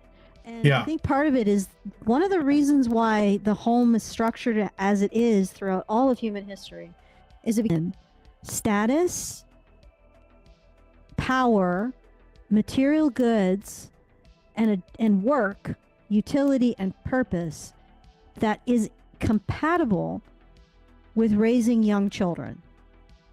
That's why the home has been structured throughout all of human history. And what has happened in the modern era is that we have sacrificed all of that. We have sacrificed the economic independence of women. We have sacrificed the social power of women. We have sacrificed the utility and purpose in the service of creating a fiat system, because they did not want to have to compete with the independent economy that women represented. And in so doing, we sacrificed the best situation for children to be raised in, best and easiest situation for women to raise young children while remaining productive and useful. Does that make sense? Yeah. Yeah, sure. I'm confused. No, I'm hearing this sound, but Oh, okay. That's not me. Okay, confusing. All right, let's finish this. no, it's the music, but it's just weird. Okay. With 30 seconds. These are two different estimates by two different leading demographers. The high population estimate, the estimate where the world goes to 16 billion or more by the end of the century, is a world of low energy, wood, dung, and charcoal, and large families, mostly in the countryside. A world where the population peaks at 8.5 billion and then declines by the end of this century is a world that looks a lot more like what Supartie is living, where higher energy, smaller families, more development, and more opportunity. We save nature by having smaller families and moving, number 3, Okay, I'm pausing it there. I think this is this isn't about humans. No. This is about population reduction, right? Is that right? Great Indoors. This guy's not he's not a pro-natalist guy. He's basically an environmental guy, and he's like, save the planet, have fewer kids. So I think the projection is that we're going to be starting to decline significantly by the turn of the century. Yeah. So I think we might have peaked at over. They say, I think 10.4 billion is probably an optimistic estimate of the population peak. But yeah, so this is he thinks that this is a good thing. I mean, a sustaining population is probably a good thing. At least we're not a failed species if we aren't declining. And the thing is that once we start declining, the decline will increase rapidly. Sure. So we're going to be looking at a crash. Once the cannibalization of the independent female economy, which was very friendly towards women having a purpose and utility while raising young children, once we see the complete cannibalization of women's independence in service of the fiat economy, we're probably going to see a complete collapse. So I would imagine by 2150, we're probably going to be down under 1 billion. It's going to be ugly. But, yeah. What? I said, yay for printing money. Yeah. Do you need a bit of a break? No. Before we get into the next stage? Well, do we have any thank yous to give? And then we're going to do what? Manifestelle? Yes. Yeah, the reason why we're going to bring out Manifestelle is because I think that what she has to say is it's what is the right way of putting it? It is adjacent to this, but like somebody who's a deer in the headlights, starting to perceive the truth of what's actually going on. That makes sense. And she's noticing that the influencers that she pays close attention to, because she appears to me to be a very vacuous kind of individual who's very materialistic and focused on stars. She is definitely the modern woman, or at least like a modern woman. Influencers. She's noticing how the influencers are changing their message in these current times that we're living in. Times with, shall we say, economic issues. All right, let's. Again, do you have it? Which one am I looking at? I'm gonna bring it up. Which one am I looking at? The one that I sent you. The one that I sent you. They're not trad wives. They're just rich. Because you moved the goalposts around a little bit, so they're not trad wives. They're just rich. Yeah, they're not trad wives. They're just rich. Yeah. Yeah, I actually of the stuff that I think is good for going over. Essentially, her proposal is that we're in like a Marie Antoinette stage where Marie Antoinette sort of gives the impression that she's rustic and she understands the peasants, and she wants to live that kind of life because she wants to blend in with poverty, essentially, so she doesn't stand out and get her head chopped off. Not that that particularly worked for her, but okay. So, do you have it? All right. So, I have the video. Well, Art, can't you see it? Yeah. I'm sharing the screen. Yeah, I sent a clipped version. You mean like the downloaded video, the little vertical video? Oh, yeah. Hold on. Yeah. Let me grab that. I just gotta open it in here. Yeah, it's fine. Let me see if it'll let me open it up. Just a second. Gotta do some layout changes. I gotta move things around. Smith? Okay, is it this one? I'll share this tab instead. Is it this one? Okay. All right, I'm gonna play this then. Let me see if it's showing up okay in the vertical. Yeah, that looks all right. Okay, here we go. What do Nara Smith, Emily Mariko, and Ballerina Farm all have in common? Instead of using their wealth to tout a lavish life of material abundance like we're used to most influencers doing, they instead portray a different type of affluence. Quality food, the time to cook from scratch, health. Historically, online wealth signaling has been used to show the masses, us consumers, what they can't have. Can't have my layers of Van Cleef necklaces or Hermes Birkin. Can't live in LA with an 8-figure mansion. We devoured content from people with clout. And so the pausing it there for the banana. I like how they're like people, they, influencers. Are you talking about women, perhaps? I mean, yes, there are men that do that, but like, come on. Okay, go ahead. But what isn't it interesting? Because what they're seeing is they're seeing a change in the large influencers and what they're flouting. And honestly, so they've basically locked women into fiat jobs, and now they're flouting the rat race, essentially, is what I'm hearing. And yeah, well, that's what women had before. They had an independent economy that they controlled. They controlled their time. They controlled what they ate. They controlled what their families ate. They controlled what they wore. Like they made their own dresses.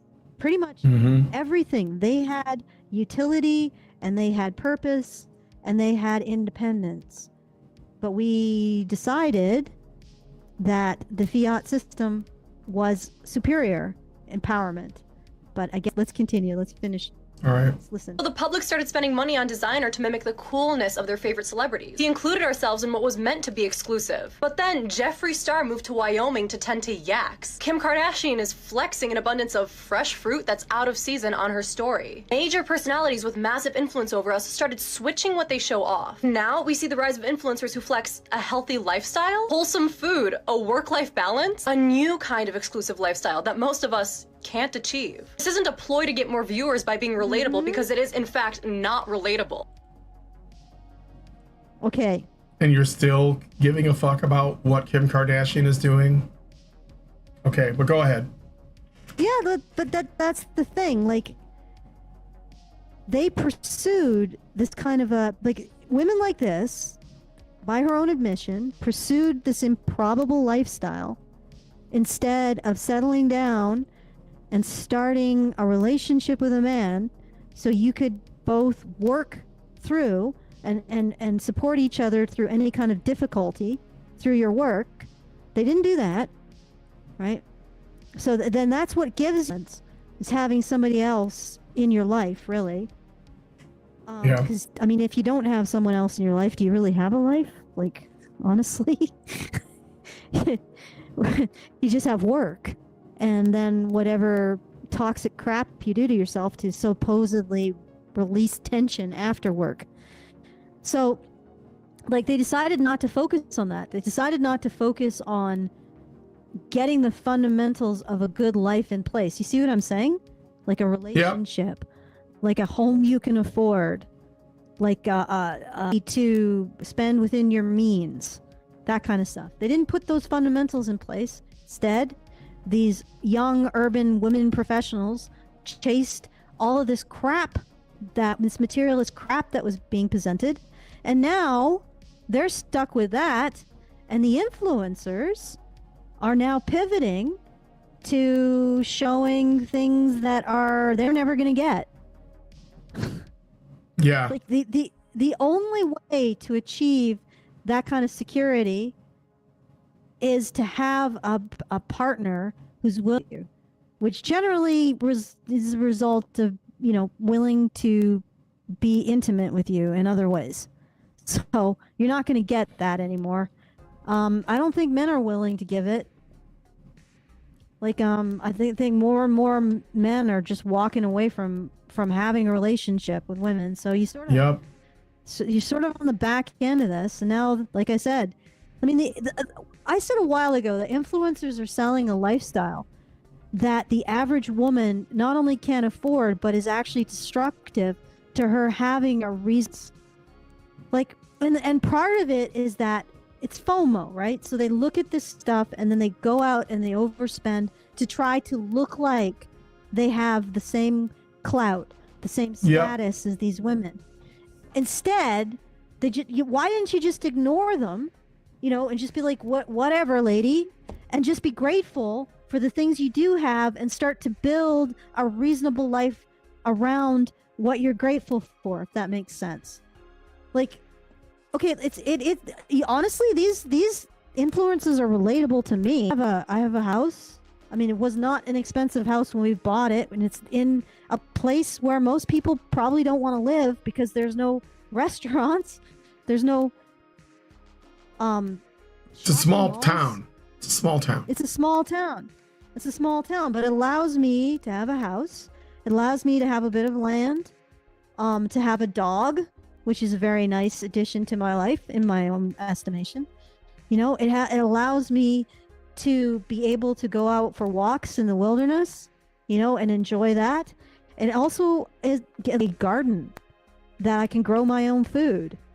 Mm-hmm. And being in the country also means that we have a network of people so we can get, you know, grass-fed beef and other things that are a bit healthier to eat, you know, and we can make things from scratch. And it's not that difficult to cook from scratch as long as you're not being really extravagant with what you're cooking. You know what I mean? Like, yeah. So this, like, if they're saying that these influencers are scaling back, they're emphasizing work-life balance and having their own growing, getting back to nature, that's relatable to me. But I guess when you were following the influencers while they were getting expensive things, you're buying things outside of your budget, and you're going to restaurants and you're doing all these things because that's what they were influencing you to do. Whereas I was getting the fundamentals in place. I guess, well, that was a behavior you engaged in that was ultimately not beneficial to you. So now that we've identified that listening to influencers is, what are you going to do about it? Okay. Yep. All right. Are we playing more of this? Yeah, sure. Let's all the way to the end because this We is. enviously watched Nara Smith's videos, knowing that we would never have the time to make homemade cereal. Emily Mariko's farmers market hauls are tantalizingly out of touch because that amount of fresh produce would cost a fortune. The new wave of internet flexing is a healthy lifestyle, and I feel that's much more dystopian than a Ferrari. Okay. All right. Pausing there. Do you know what this is, Manifestelle? Is this like a substitute for the video? No, it's not a substitute for the video. It's a substitute for the video because I was hoping maybe this will lead to a less likely to be You're right. It might be. I mean, I may not have to actually pause it because it is a vertical video and there's a number of other reasons, so we could probably play this. Yeah. Celebrities, content creators, commentators are a mirror to society. When someone gets really viral, gets really popular, it's because they reflect the values of the time or the changing values of the time. No, I don't watch any influencers. My life is not affected at all. Like, I think they're called influencers because they are actually not reflecting anything. It's because they're trying to influence. That's why it's in the name, lady. And you, I don't know why, but for some reason, women are very subject to this shit. I mean, more than men. Men can be subjected to influencers, but do not try to convince me that influencers are just reflecting reality. No, you are worshiping false idols, lady. You are worshiping false idols because you want to become one. This is what she is. She is an influencer. That's crazy. I'm sorry. I disagree. AKA, that's what I'm saying. What are people valuing at this moment in time? What are they about? What are their deepest, darkest desires? And what do they not have in real life that they feel the need to consume it online, if only to fantasize about it, if only to watch it virtually, if only to live vicariously through others? In short, Nara Smith, Ballerina Farm, and Emily Mariko, these content creators, they mirror what a lot of us are missing in our real lives. What a lot of us are yearning for. And yeah. Okay, so I believe these content creators are all more traditionalist, I suppose. So because they're trad wife influencers, then it's a problem. But if they were just doing what she does, which is essentially finding new ways to shit on men while essentially indulging in just whatever her material pleasures are, well, then that would be okay. So it's not that they're influencers, it's that they're the wrong kind of influencer. No, I think that she doesn't say that she's the wrong kind of influencers. I think that she's pivoting to a new source of jealousy and envy, which is the tradcon life. And I mean, really, it almost feels like the purpose is to be envious of something, to covet something. Do you get what I'm saying? So I do. Now that we've and we are no longer capable of having gross displays of materialism because our economy is probably going to contract to what we actually produce, which not so much. Now they're doing displays of just modest aims. But let's see if she comes to a conclusion.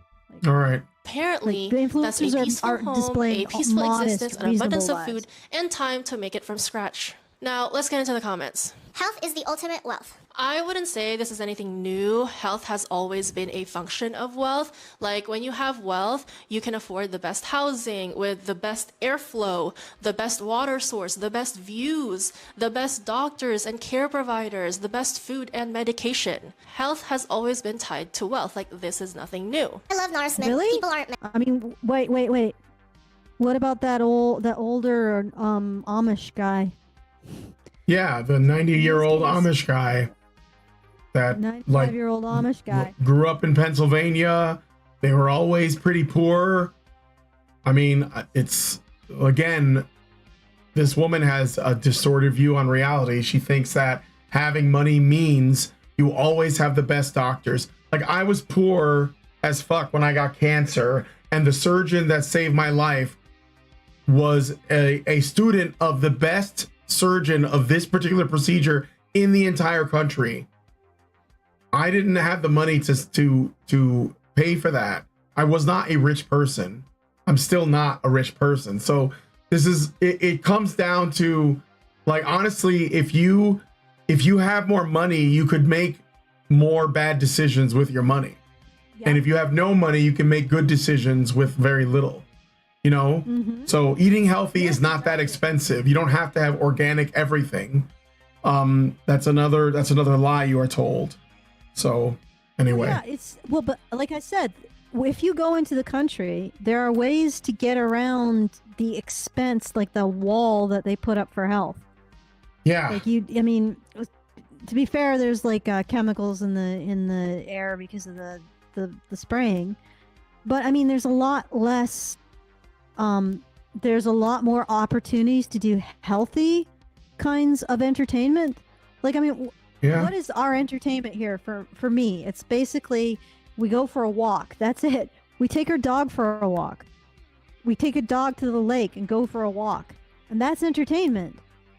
I mean, we're not going out for I don't know, margarita, Thursdays or whatever this woman is doing. We don't have access to lots of sugary Starbucks drinks, you know. A lot of the stuff that if we want to eat something, so a lot of our stuff isn't pre-processed, although some of it is. And even in the country, you can be somebody who buys completely pre-processed stuff and eats terribly, right? Or you can make the effort of finding and sourcing things that are healthier and pursuing that as an option. And it's not necessarily it's not even up to location or wealth. It's up to what you intend to prioritize. And honestly, I would say that these women, I'm guessing, probably all have men, and that is their biggest asset. Let's be frank. These women can do a lot of what they do because they have a man supporting them. And if you follow Manifestelle, you are going to lock yourself, as a woman, you're going to lock yourself out of your biggest asset, because she's going to make it so that you are undateable, right? Yep. She's going to make it that you are incapable of having a good relationship with a man, which means that you will never be able to, let's put it in transactional terms, you'll never be able to maximize the benefit of being a woman without a man. Getting that out there. Okay, let's go. Yeah. All right. Mad she cooks from scratch. They're having a dialogue on what that wealth enables moms to do. As a mom, I don't think people realize how much time and energy goes into this lifestyle or everything made from scratch while never getting a stain on her clothing and being a mother. They have help, whether that is a spouse, nanny, etc. They have help, and it's important. I really think that we all need a crash course on media literacy, because from the beginning, I knew that Nara had help. Like, she has a career. Like, we're literally watching her work in her TikTok videos. That's work, that's labor. It's not giving trad, it's giving career mom. Oh God. Allow me to repackage what you're doing, whatever. Oh. This is such a worthless conversation right now. Like the whole trad wife thing on social media, like TikTok and stuff, it's just an aesthetic. It's not even like really doing the thing. And I don't think there's any shame in that. Like if women want to do that as their aesthetic, but like now we're getting into debates about whether or not it's like people are taking something that is clearly just an aesthetic for a different kind of a social media cloud from women, and now these women who are anti-family, all pro go get that bag, pro forget men, forget marriage, forget children, and they're taking this other fake thing seriously, and they're making content and arguments against it like it's serious, even though no one involved in this conversation is serious. Like no one. It's all just clout chasing. And there's like people trying to shame each other. But go ahead. But doesn't she represent women who do pursue this lifestyle? Like even if she's made a career out of it. Well, I mean, I don't know. Like from what I can see, like I said, the trad wife thing at best is a side hustle for a woman who's already a stay-at-home mom that wants to do social media stuff. But that is, and there's nothing wrong with that. I'm not saying that's bad, because women have always done work, like, you know, believe it or not, all throughout history.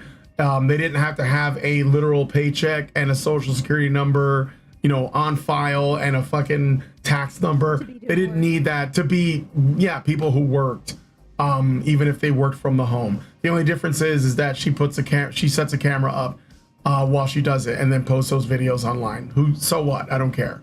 But to act as though when you're refuting it and you're holding her to a standard of, I don't know, say a stay-at-home mom that doesn't do any of that. She does everything at home. She cooks and she homeschools her kids, and she, you know, treats them when they get sick, and she ensures that everyone eats healthy and lives healthy and the house is clean and so on while the man is out. And she doesn't put any of this on social media, which is probably like a large number of women, maybe even a majority of women who are single moms. And Manifestelle is making an argument against all of them while she's arguing against this woman. Well, I mean, is she arguing against her? Because she's basically just saying this is a career. Oh, she's saying it. She's calling her, right? She's suggesting that this woman's a hypocrite. That's what I'm saying. Or that she shouldn't be getting criticized by the people criticizing her. I haven't gotten that far yet, so I don't know. I think what she's saying, but this is, she doesn't want women to stop being influenced by her brand of influencing and start being influenced by this trad wife brand of influencing. Yeah. Okay. I saw someone talk about how that food would be what rich people will start to use to differentiate themselves from us as things grow in price. As we talked about in this class, the higher classes will always want to differentiate themselves from the classes below them. There is a top-down, trickle-down manner of trends in signaling. The upper classes start a trend, and it trickles down from the top down to the lower classes. And then when the trend is quote-unquote fully saturated, the upper classes get the ick. The upper classes have families. The upper class women have husbands. Have you not noticed that? Yeah. Do you know why they are promoting your type of influencer? And I actually wouldn't be surprised if this is a complete, she herself is a complete fiction, and she has a husband. I know she has a kid, right? Manifestelle. The reason why, a reason why in that category. The reason why women like Manifestelle actually teach women how to fail through their efforts in so-called influencing is because I think there's a certain amount of schadenfreude that they take in watching their audience gain a life of misery. And I think that also there's something about people in any kind of position of power. There is an instinct, because I think that we are okay. Wolves, right? And don't laugh, because wolves are actually being considered as a model for human culture and society, because they have very similar family structure, and they may also have a way of changing how they exploit environments and teaching that to their young, right? So they have like a proto-culture, maybe. But wolves control each other's reproduction, and they seem to have an instinct about controlling each other's reproduction. So if you're a top wolf, you have an instinct to make sure all the male wolves below you don't reproduce. And if you're a top female wolf, you have an instinct to make sure all the female wolves below you don't reproduce. And I wonder if what's motivating these influencers like Manifestelle, who is basically telling women all they need to learn to turn their lives into complete and utter mush, unlivable mush, if there's not this desire to actually influence women to do the exact opposite of what will get them in a situation where they can reproduce. But do you get it? Like, they're actually trying to control other women's reproduction. This woman yes, they are trying to control other women's reproduction. And she's doing this, and from what we found from the Hungary model, you get people into relationships, they're able to reproduce. If you can keep women out of relationships or get them to destroy their relationships, you control their reproduction. Or you get to express that instinct to control their reproduction. You get to indulge it. You get to feel. You get to look at the women listening to you and watch them implode their lives. And there must be a deep, an deep indulgence of that instinct. I guess it's a bucket of crabs instincts, or it's that instinct to. Yeah, it's a bucket of cats. Bucket of cats. All right, let's keep going. But let's see. All right, I got a super chow. Let me read that really quick. Richard Bier gave us $5. Thank you, Richard. And he says, the one salient point that the comment section makes is that one influencer is cooking from scratch while in formal wear / evening wear. If you're going to be doing cooking when you're likely to get messy from the ingredients, then formal / evening wear isn't the best choice. Which again suggests that it's all fake. It's a performance. So it's a performance. Yeah, it's a performance. It's obviously for the camera. She might really be cooking too, and maybe she's okay if her clothes get ruined because, you know, her man will just buy her new ones. But yeah, I mean, it's not really as. Go ahead. The tradwives are engaging in another way of displaying how they're getting the bag. They're competing with other women for clout all the same. Well, displaying how to get the bag from their man. They're essentially engaging in female competition by displaying all of the stuff that their men gets them in their particular competitive circle.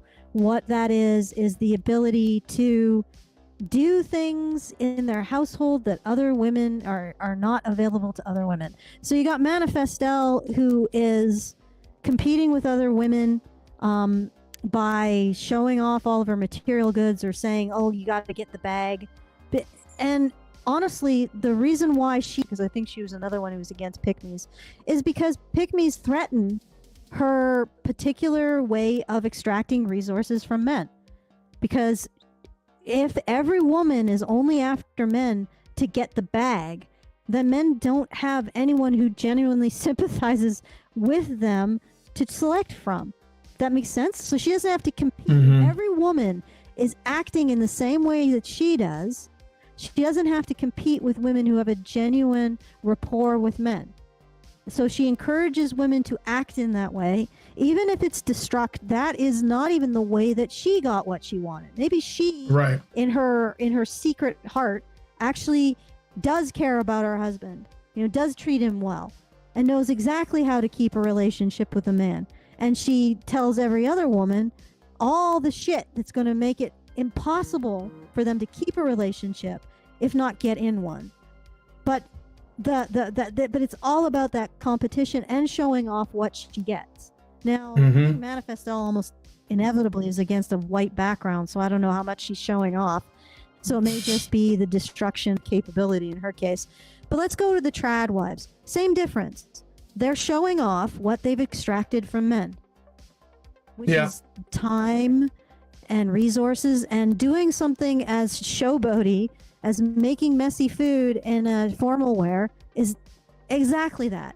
And why, if you're a woman who actually wants to have the benefit of the best asset you can have in your life, which is a man, honestly, will women ever find anyone who is going to work to support them outside? Are they going to ever find anyone who's willing to help them pay their bills outside of a man? Mm-hmm. Who's willing to take a bullet for them outside of a man? This is the best investment for a woman. It's the best way of using who you are as a woman in the world to get something, is to have a man as a partner. Period. Full stop. End of sentence. Where are the influencers that are telling women how to, and you don't need to know how to get a man, that's not that difficult, but how to live with a man in such a develop a good and lasting relationship that's satisfying to both of you, and you create the basis for the fundamentals of a good life. Where are those influencers? That's not a trad wife influencer. Are they doing that? Right. No, they're just showing off the resources that they've extracted. Like this woman is. Congratulations, you're both the same sort of grossness. Yeah. Okay. Before we continue, I don't know if you know, but it's 4:22 and you have a thing at 4:30, right? You said that you needed. I moved it up to 3. I moved up to 3. All right. So we'll try to finish this, I guess. Yeah. And then they start a new trend.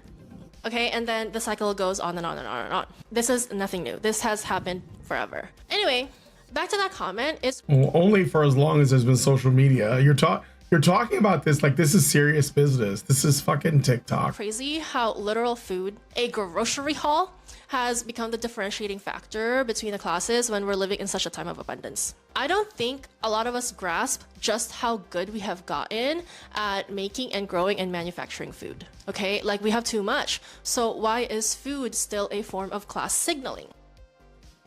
You're not making food. Like what? Why have all this? Like is this? I bet this is. I mean, I know I'm gonna make assumptions. I don't care. I might be wrong. I don't give a fuck. But she strikes me as the kind of person that thinks that when she goes to the Whole Foods, it's just there. It doesn't come from somewhere. It's not brought there. It's not grown anywhere. Yeah, it's just at the Whole Foods. It's just at the Sam's Club. It's just at like the Earth Fair or the Fresh Market or wherever she goes. Oh, it just shows up. I don't know. It's not like, there's anybody growing anything. Yeah, like we don't make food. And she's just talking about it like seriously, if we lost that, if the truck drivers, they just like, you know what, I'm taking a day off, she wouldn't know what to do. It would become absolute like hell on earth. This is like the thing about people like this. They are so separated from how their world exists. They have no idea. They're literally prisoners in a gilded cage that think that everything is great. And they continue to be more and more, let's say, entitled to this feeling they have. But anyway, let's keep going. I actually have a... She thinks of... I'm curious what she thinks the food signaling is about. Yeah, let's see. I don't know. Let's get into another comment. The fact that in this society is more attainable to have luxury She brand bags doesn't or clothes know. than Okay, fresh well... No answer. No. Whew, okay. produce and time is so sad. Like with the rise of dupes, dupe culture, replica culture, DH fence culture, luxury material goods have taken a back seat in terms of class signaling. So like going to Temu and buying like, shop like a billionaire type shit. Who's on Temu? Is it men? I have my doubts. Now that these goods have become affordable. So now the upper classes, like I said, they get the ick, okay? So now the upper classes signal via food and time, which is crazy because we actually need those things. Like I can live without my designer items, okay? But fresh food and time. All right, can we stop for a sec? What she's essentially said is that influencers go through cycles, or the upper class goes through cycles of signaling their wealth. And then the lower class is able to do it, and then the upper class needs to do something else. So because they get the ick, right? The upper class has signaled all of these designer goods, but now the middle class is able to catch up with all this dupe culture, as she said. So now they need to move to fresh food and time as signaling of their wealth. Maybe Manifestelle there, and you don't in the future. Yeah. Oh, good Lord. We could have just been happy with what we had. Us peasants. We could have just been happy with our men, with our food, with our utilities, with our nice little houses. Us peasant women, we could have just been happy with that. But instead, we got sucked into this toxic female competition culture. Preach. Basically, Marie Antoinette, the let them eat cake queen of France at the time, not for a long time, but just for a time, she had a small faux peasant village built so that she could cosplay the peasants. And okay, why do rich people do that? Okay, it's self-preservation, so you don't get eaten, so you don't get mistaken for cake, and a bunch of other things. At a period of perpetually growing income inequality worldwide, the rise of blue-collar cosplay in the high fashion market begs a larger question. Is the goal of the fashion industry to fabricate authenticity or glamorize poverty for the wealthy and elite? I don't care. Okay. I don't care about any of this. Well, I mean, you have to understand, you got to look at this from the point of view of obsessed with status. Yeah. Like, obsessed with people of higher status than herself. And I honestly, somebody who's that obsessed with status, I would worry about what she's saying having like an ulterior motive on my life. Like I said, that whole idea that she wants to destroy or control other women's reproduction. That is something that I'm so obsessed with status. Okay, let's keep going. All right, let's keep going.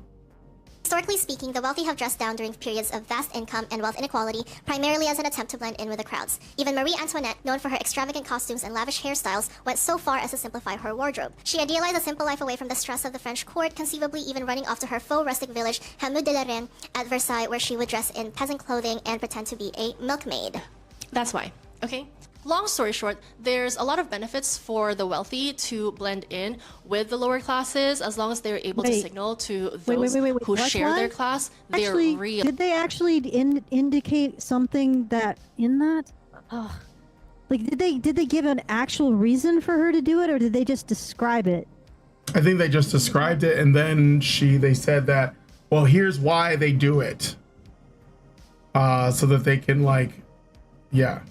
Status. Blend in. Okay, so basically cosplaying poverty keeps you safe, but also it still is a way to elevate your own moral perception of yourself and the perception of your morals by others. I love that. Okay. Moving.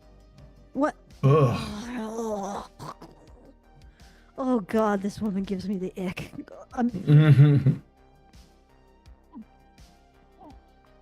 All right, I got a Super Chow I want to read to try to cleanse the palate. Oh. So Richard Bier gives us $5 and says, "Don't you know that in the back of every store is a replicator like in Star Trek that produces every item that the store has?" Yeah, and when they run out, it's because the replicator's out of batteries or adrenochrome or something. I don't know, whatever they use to feed the machine. Okay. All right, try to get through this. Do you sends us these like Manifestelle clips? Do you just enjoy like watching me die inside whenever I watch this? Because I have to look at this and then see how extremely popular this woman is, and it just makes me think like, I don't know, just I have low opinions of women. I do. My wife has lower opinions of women, though, if that's any consolation. But anyway. Moving on, let's talk about how it's so odd. Oh, I'm sorry. Go ahead. No, let's keep going. Let's just keep. All right. That time is still a differentiating factor between the classes when technology was supposed to give us back our time via automation. I just saw a video of a creator talking about how some people, specifically Emily Mariko, but I will use it in a broader sense, of these influencers that have wealthy families, great resumes, went to great schools, have all of the resources at their fingertips, and yet they are building a life and wealth with creating content and videoing themselves like at home, having children, cooking meals, I'd say arguably like mediocre meals. Oh, of course. Let me throw some shade. But even so, yes, because that is a mark of true wealth and prosperity, like having a family, being able to afford the extremely expensive sexual signaling. Like, honestly, people underestimate how much the elites just want to fuck with everyone else's ability to reproduce and form families. Like that there is a huge instinct. As soon as you feel like you're high status, like this is talk about. As soon as you feel like you're high status, you want to suppress the reproduction of everyone below you. So what do? You construct a society in which sexual signaling is extremely expensive. Like you cut off all of the peacock's tail of all the peacocks that are below you in status. You tell the peahens that they don't need no peacock, you know? Like you just have that. They have this, and I mean, isn't that like obvious? Whenever Carl Schwab slimes his way onto a, and starts, he seems to want to control people's reproduction and lives. Yeah, of course. Like Bill Gates and his latest schemes, like his latest freaking Burns schemes. What was the first name of that guy? From The Simpsons, Burns. Edward. Is it Edmund or Edward Burns or Edmund Burns? Oh yeah, it's Burns, Mr. Burns. Mr. Burns, of course. Bill Gates is the living Mr. Burns. He's excellent. His evil scheme. Like it was what? So that to stop global warming. Mm-hmm. You know, all of these individuals, they're just indulging these the instincts of high status people that I hypothesize exist in the same way it does with wolves, which I know is a little bit of a stretch, but it seems like it's that high status people have this inevitable desire to use everyone below them in their weird social experiments that all seem to fall on controlling their reproduction. Yeah. High status people are now signaling the fact that they can afford and they have families. And you know the big differential between a woman on the top and a woman in the middle and the now vast middle? Woman on the top can keep a man. That's the real differential. Like, honestly. All right, let's keep going. All right. And under like the realm of social media, and like that's the type of content that's being grasped nowadays. And I want to take that idea a step further, where it's the conversation around AI and how people are saying like AI should be taking the manual labor job, should be the ones stacking and pushing packages around at Amazon. But instead, they're using AI to create video, to create scripts, like to create art, where humans should be the ones creating the art. Yeah, well, I think that you're concerned because you like to think of yourself as someone who makes art and does not actually like do labor. But and tying that in with like the content creators and like this trad wife aesthetic is that the people that have the resources, that have the resumes, that went to the good schools, that have, by definition, the easy access to go into the job market, they're the same people that are using all of those resources and then marketing it to people that don't have those resources to go, look, I have the time, I have the privilege to cook, to clean, to have as many children as I want because I'll be able to feed them, clothe them. Like, I don't have to worry about those issues, where the people that are doing the manual labor, that are doing the hard work in this country and around the world, don't have the luxury to live a life that's full of cooking nutritious meals, spending time with their children, being at home, decorating their home, like things that average human beings should be able to do under capitalism, where it's instead we're only allowing, or we're only seeing the wealthy being able to do that. And get off of social media, go touch grass, talk to regular people. Most people that are working class have families and jobs, and they eat well. Like, what are you talking about? Oh, Allison's gone again. Hold on. She just dropped. Sorry, I'm just waiting for her to come back. I am still live, and but for some reason, Allison dropped. So this guy, this is well, never mind. I'll just say is that he looks like he lives in a big city. He looks like another person that doesn't know where any of his shit comes from. He also strikes me as someone who's not interested in labor oriented jobs, wants to be an artist, is mad that AI exists. He was hoping AI would like take the jobs away from like the plebs, and now it's coming for the artists. You know, Karl Marx, I think, and a lot of these communists that wrote about this stuff said that when like the communist revolution happens, we're going to be able to like we're going to have more free time to create.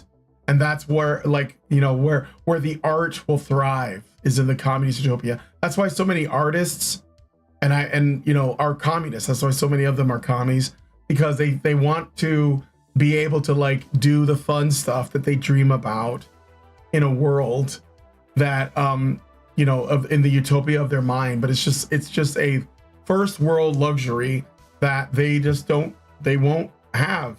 So trying to figure out where Allison is at. I'm gonna message her right now, tell her that she dropped. And I want to know if she's gonna come back in today, but let me see where you guys are at. Marx was a serial doser. You mean doser? Yeah, he was on drugs, because that's the thing. Like they wanted to be able to like have a bunch of free time to do a bunch of bullshit. I remember there was a guy, I can't remember his name, and I'm sure one of you guys have seen him. He made a movie called Zeitgeist. It was basically like a communist utopia movie about, oh, we're gonna have robots and AI, and they're gonna do all the hard work, and we're gonna be able to like, you know, like sit on our asses like in Wall-E and do nothing. But I don't think that's gonna happen. Oh, Allison's back. Okay, good. Wait, let me unmute you. For some reason in Video Ninja, when you come in, you're muted. Okay. All right. What happened? Sorry about that. Like, basically, I think I've been having issues with Safari on my Mac, which is really strange to say. So I switched over to Chrome, and this seems to be working. It's like just the sound just died. Yep, it's all better. I no, you just dropped. Maybe in the future, just come in on Chrome. I think Video Ninja and Chrome like each other a lot more. So anyway, I don't know if you want to say anything to this, but I was just about to read a super chat. Okay. Or Super Chow, rather. Super Chow. From Richard Bier, who gives us $5 and says, I heard that the cake was a residue inside the ovens and chimneys that was a combination of soot and some flour that adhered to the inside of the oven and chimney that came from the foods being baked. So her statement would have been a grievous insult to a huge group of people. Let him eat cake is what he's referring to. That the cake wasn't actually cake, it was soot. Then I got another one from Richard Bier, and he says, something this guy overlooks is that if or when there is technological failure, there will always be labor to do in order to sustain life, if not comfort. Yes, absolutely. Mm-hmm. Okay. All right. So I'll play more of this. Just like kind of glorifying it and like in a gluttonous way of showing it in our faces, where in how dare they of technology and data and this like evolving economy with technology, AI, with whatever. Get your point. We were promised a future where we didn't have to work as hard. We didn't have to be. Nobody promised you anything. Stop lying to you, to us, and to yourself. But anyway. So in the office and having to commute hours on end in our cars to go into these workplaces where we're seeing like people like talking about like the going away of work from home, where it's like we've learned nothing from, if anything, they've used language, media, influence to take that away and be like, oh, like you could have had this, like we could have had 4-day work weeks, we could have had higher minimum wages, we could have had just better. And I think like it's just the juxtaposition between we could have we could have if we maintained that independent economy that competed with the fiat. But I mean, maybe what would have happened is the fiat would have simply collapsed. But seriously, like when you have two options, like it's the marketplace, right? So women had an independent economy that competed with successfully in terms of power and influence over the economy of all of these organizations, these big institutions that, well, they weren't quite as big back then because they hadn't consumed all of the power of women's independent economy. But you had these two competing forces. And if you have that situation, you can negotiate a better deal for yourself. We got rid of that for women's supposed empowerment. We destroyed women's sphere for women's empowerment. It is a joke. Okay, and then ended up disempowering everyone. I mean, I know a lot of people talk about the rise of women voting as the reason why the state got bigger.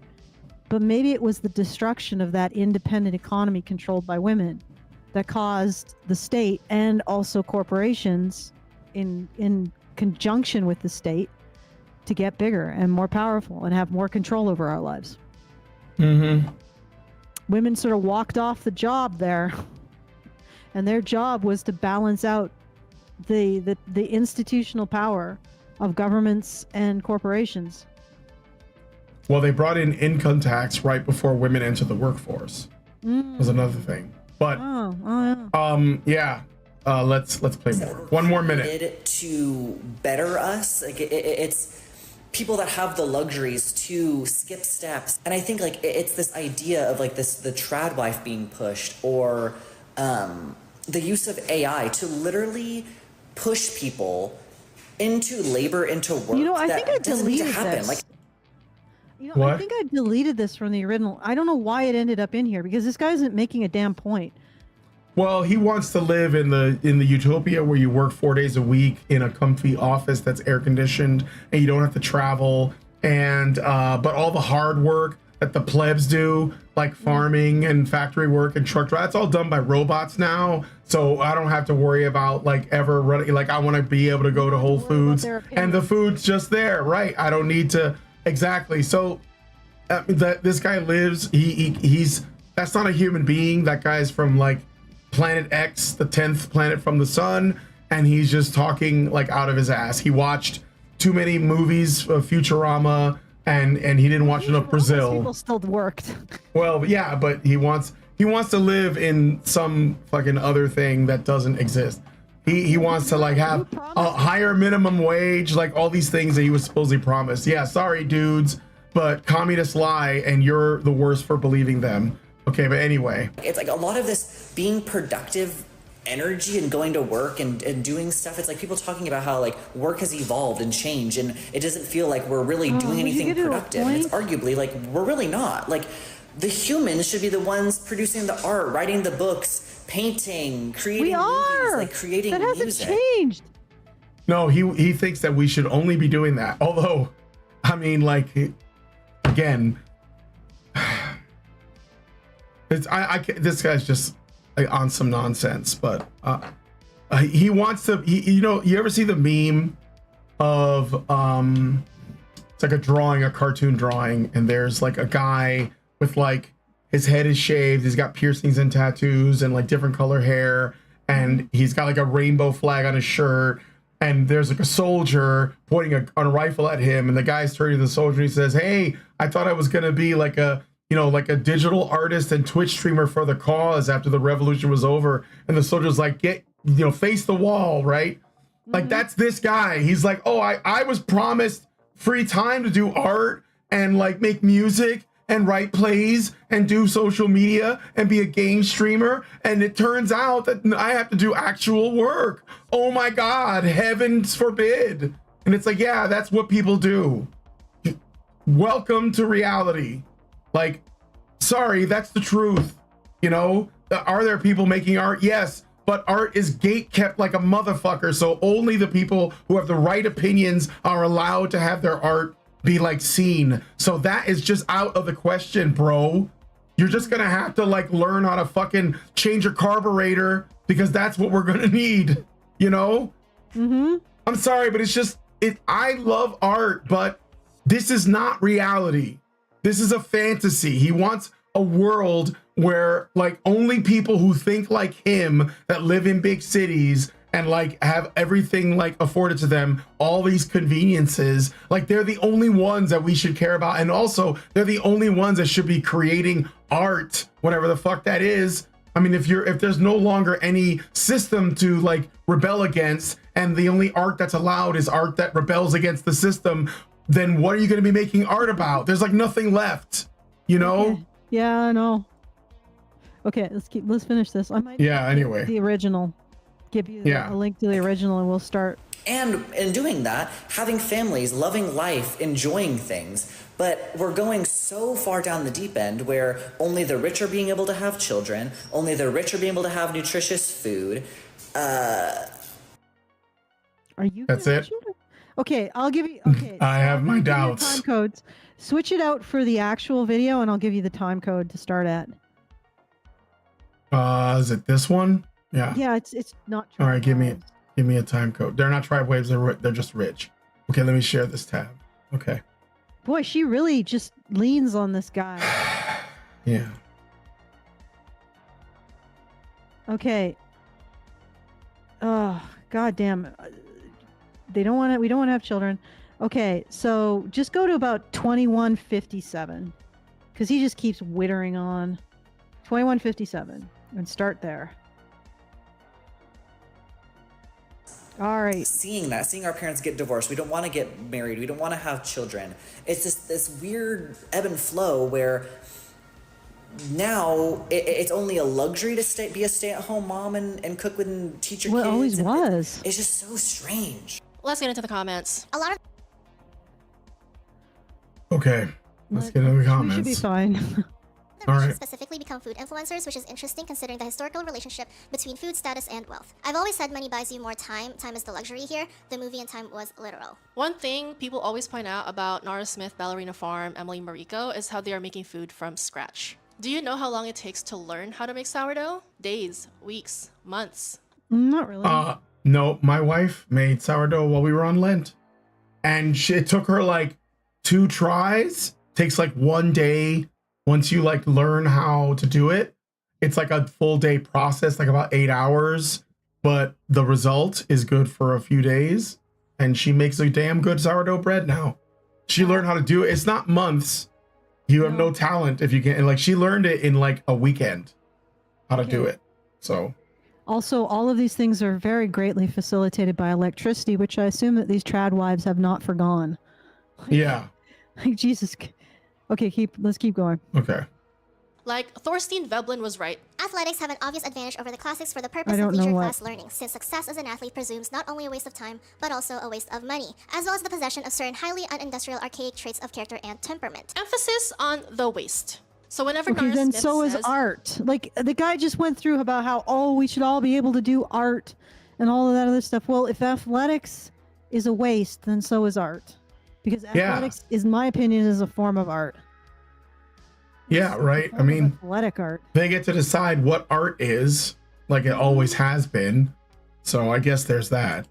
my toddler requested a PB&J sandwich, so I start baking the bread, blending up peanuts for the peanut butter, and then heating up berries and sugar to make jam. That is a play on how much time she has, how much privilege she has to be able to do this. And honestly, she knew it was ridiculous, which would make it entertaining and rare and viral. Okay, and we ate it up. Oh, Nara did is we? a professional You marketing ate it up. girly. Okay, you. I don't know. Is she celebrating her or is she jealous of her? I can't tell. Both probably. Yeah, I think there's a bit of a. I don't know. People complaining about like their luxury time drive me up the wall. I got a Super Chow from Richard again, who gives us $5 and says, "Have you seen the counter meme where there is a guy at an artist sketch table saying how he only wants to mine coal and the guy with the rifle telling him to produce art?" Also, there have been some submissions that have been labeled as art. That tells me that there is no feasible way to have everyone be an artist.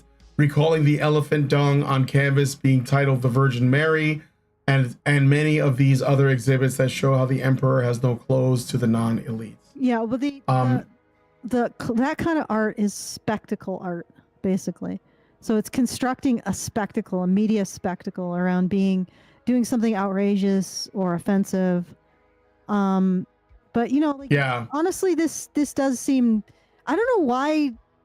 Like again, the best investment a woman can make is in a man, is in getting a man and keeping a man.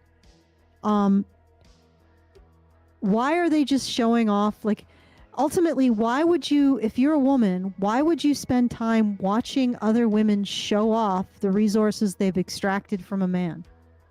Yeah. Like, wouldn't you be like, why am I watching?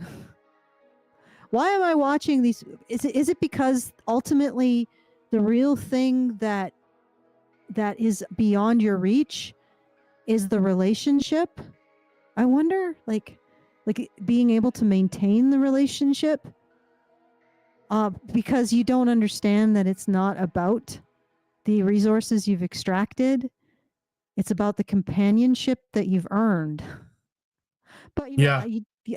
Well, and the family that you have fostered and grown and developed, like, you know, I don't know. Yeah, but nobody influences that. Nobody creates that influencer. Well, you like, how are you gonna? Yeah, again, I'm sure that there are couple influencers that like show how great their life is or whatever, but I don't know. The whole thing is just kind of sad to me.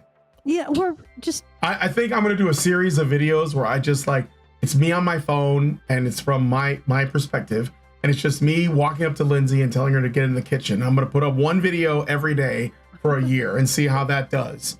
And whatever her reaction is doesn't matter. She might be happy, she might be angry, she might just, yeah, I might be doing the middle of the night, get in the kitchen, you know, and that's it. That's the whole video. Should I do that? Yes. I don't know. Let me know in the comments. Do it, and then we could make it like a little segue section. And just make it into a fucking supercut of just me telling, you know. Do it. No, seriously. Get in the kitchen. Get in the kitchen. Just tell. I could just. And I'll make the YouTube channel would just literally be called "Get in the Kitchen." In the middle of the night, you just see you in the reflection of your camera, and then you're. No, Jojo, I'm not talking to you, buddy. Oh, Jojo thinks I'm telling him to get in the kitchen. Go to your bed. Well, you can always go to have your one bed where you tell Jojo to get in the kitchen. No, I think he wants to eat. So it's time for him to eat. Okay, all right. Let's Lay finish down. this up. We got like 7 minutes. All right, hold on. All right. Would eat it up. And another thing about Nara Smith, and I said I will not tolerate any Nara slander, but something that I didn't really see people talk about much was how her kids' names are weird because they're yet another class signal. Okay, like people were wondering, like, oh my god, like why would she give them these weird names? How'd they get a job? Imagine going to work and then your boss calls you a weird name. Like, be so for real. These children will not be working regular jobs, okay? Their parents are literal high fashion models. So they'll probably be in a creative field where their unique names will help them stand out. Like, they're... Okay. I don't know why we're talking about people at like the top 0.1% of the population, but there you go. This is like, this is women. This is what they look at, I guess. They're not concerned with regular fucking people that have regular lives and regular jobs. They're not gonna worry what Dan in accounting will call them. Okay, like be so for real. Like, do you see how everything is a class signal? Next comment. This is such a good conversation. You're so right. Luxury is time now because us poors can't afford the chill. And this gets me to the main point of today's class. The reason why it is so important to make the distinction that Nara Smith, Ballerina Farm, Emily Mariko are not trad wives, that they are just rich, is so that we can move on to the next conversations. Okay, like what does it say about us as individuals that we are pining over happy homemaking content? What does it say about us as a society that we are classifying grocery hauls as luxury purchases? You screwed yourselves? That you are too busy concerning yourself with shit that you don't, with people that you don't know and what they say, like that you're pathetic. I don't know, like that's what I get from it. You're sad. Like, go to the grocery store, make a list, eat your food at home. You don't have to tell anybody what you're doing. You're sad. Like, that's it. You're pathetic. Like, if the internet goes down tomorrow, you'll probably jump off a bridge because now you can't go online and make content talking about shit about that other people are doing who you don't know and who don't give a fuck about you. Like that. It's so sad. This is watching women in the grip of an insanity over competition with each other. Yeah. And being preyed on by some women who are convincing them to destroy their own reproductive opportunities because of that reason I mentioned, which I now think it totally exists. And then also just signaling and turning your what's even worse is the ones that turn their relationships into like a TikTok signaling. Yeah. All these like TikTok contests, like they turn their relationship into an ideal, and then they say, well, if your man doesn't do this like my man, you're like inferior. And then all the other women are like, oh my god, I gotta test my man. And then they do, and if he doesn't respond in the right way, they destroy their relationship. And it's like, what the hell are you doing? This is the problem with our society is like what I said, like, you know how Societies with a lot of men are actually pretty peaceful. Societies with a lot of women, I think they suffer because they have unchecked female competition. And apparently unchecked female competition is incredibly destructive. And yeah, so here we see more of it. I guess let's finish this study in unchecked female competition. I got a couple Rumble rants I should read and a Super Chow, Sure. so let me do that. OIC gives us $1 and said LMAO boba liberals, and then he gives another $1 and says, if we're doing nothing but minimal labor and spend the rest of our time, I can't imagine being creative when there's nothing to overcome anymore. Yeah, I mean, well, I don't either. And then I got a Super Chow, but it didn't have a message from a Great Indoors, but he's told me in a comment what it does say. It's for $5. Great Indoors says, my Super Chow, don't let the feminists get into the idea of starting to make sourdough. We all know what they would use for yeast. Oh God damn, really bringing down the tenor. Oh, okay, this particular streamer has a direct line to my gag reflex, and you are not helping Great Indoors. I don't know what it is about Manifestelle, but I feel like her natural place is like covered in slime and creeping towards you while you're naked and gagged and can't move. It's a trap. Yeah. Ugh. There's just something so grossly predatory about her. Yeah, and she's popular. Yeah, for sure. Well, yeah, she is like in the hundreds of thousands of subs.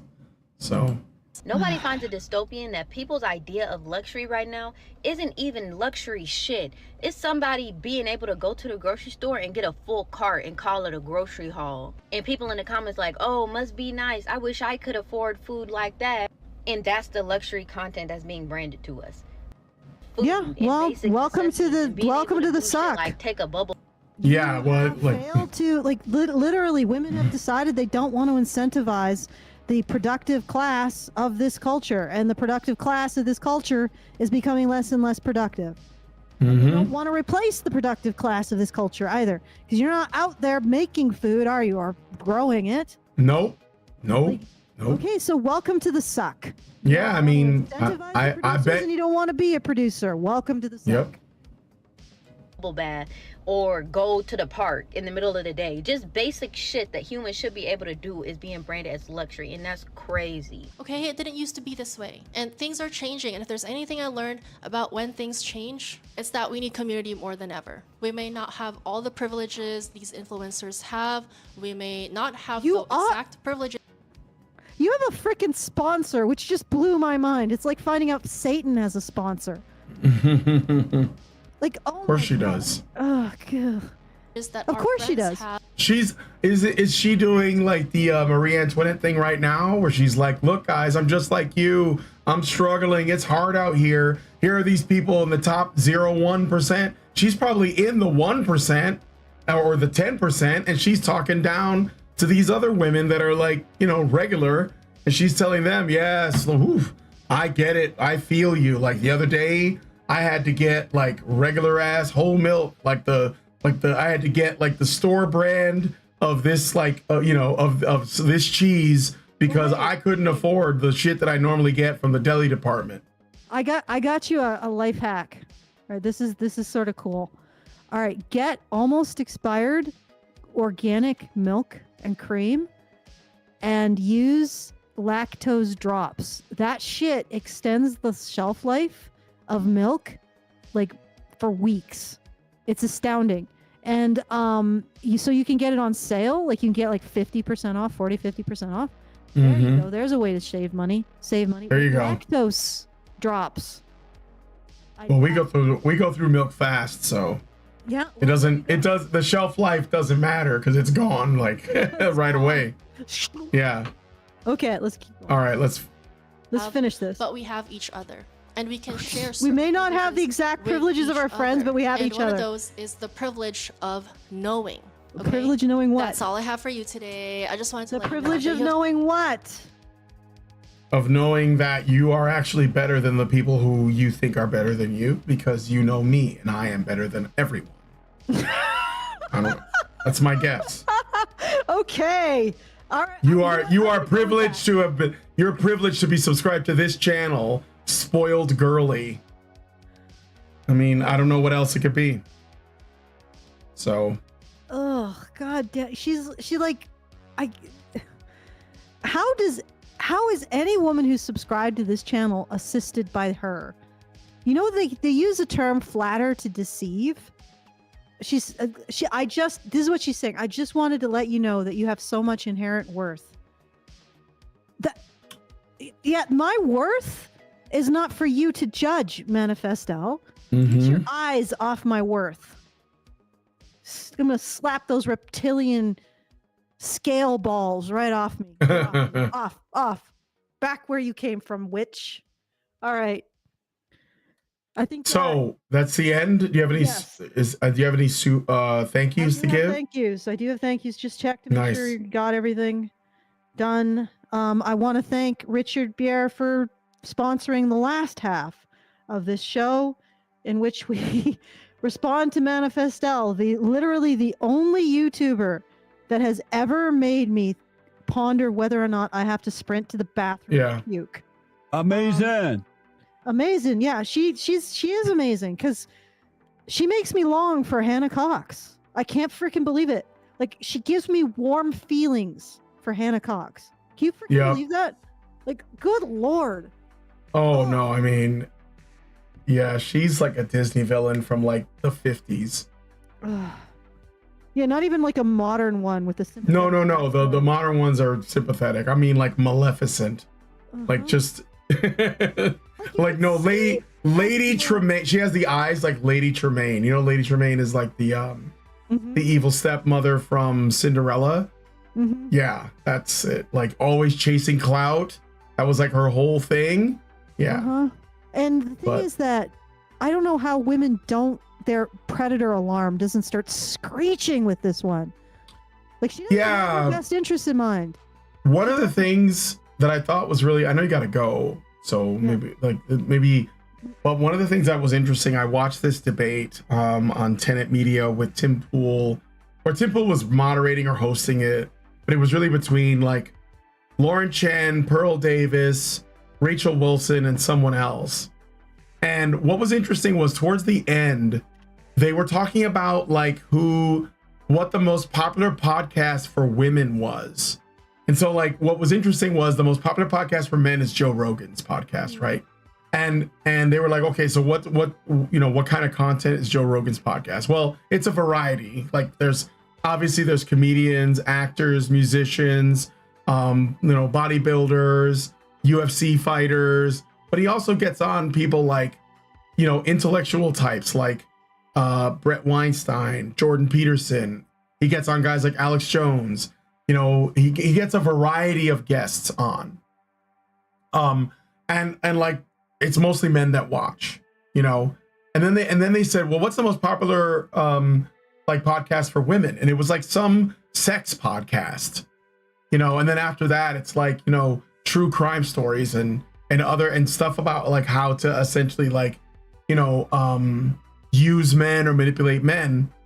And they didn't go into it anymore after that, but Lindsay and I ended up having a conversation this morning about it, and I was like, dude, women need a Joe Rogan podcast. I think that women need something that changes that has an effect on let's say like where women's priorities are at, like where they like what they value, and like starts conversation about these things.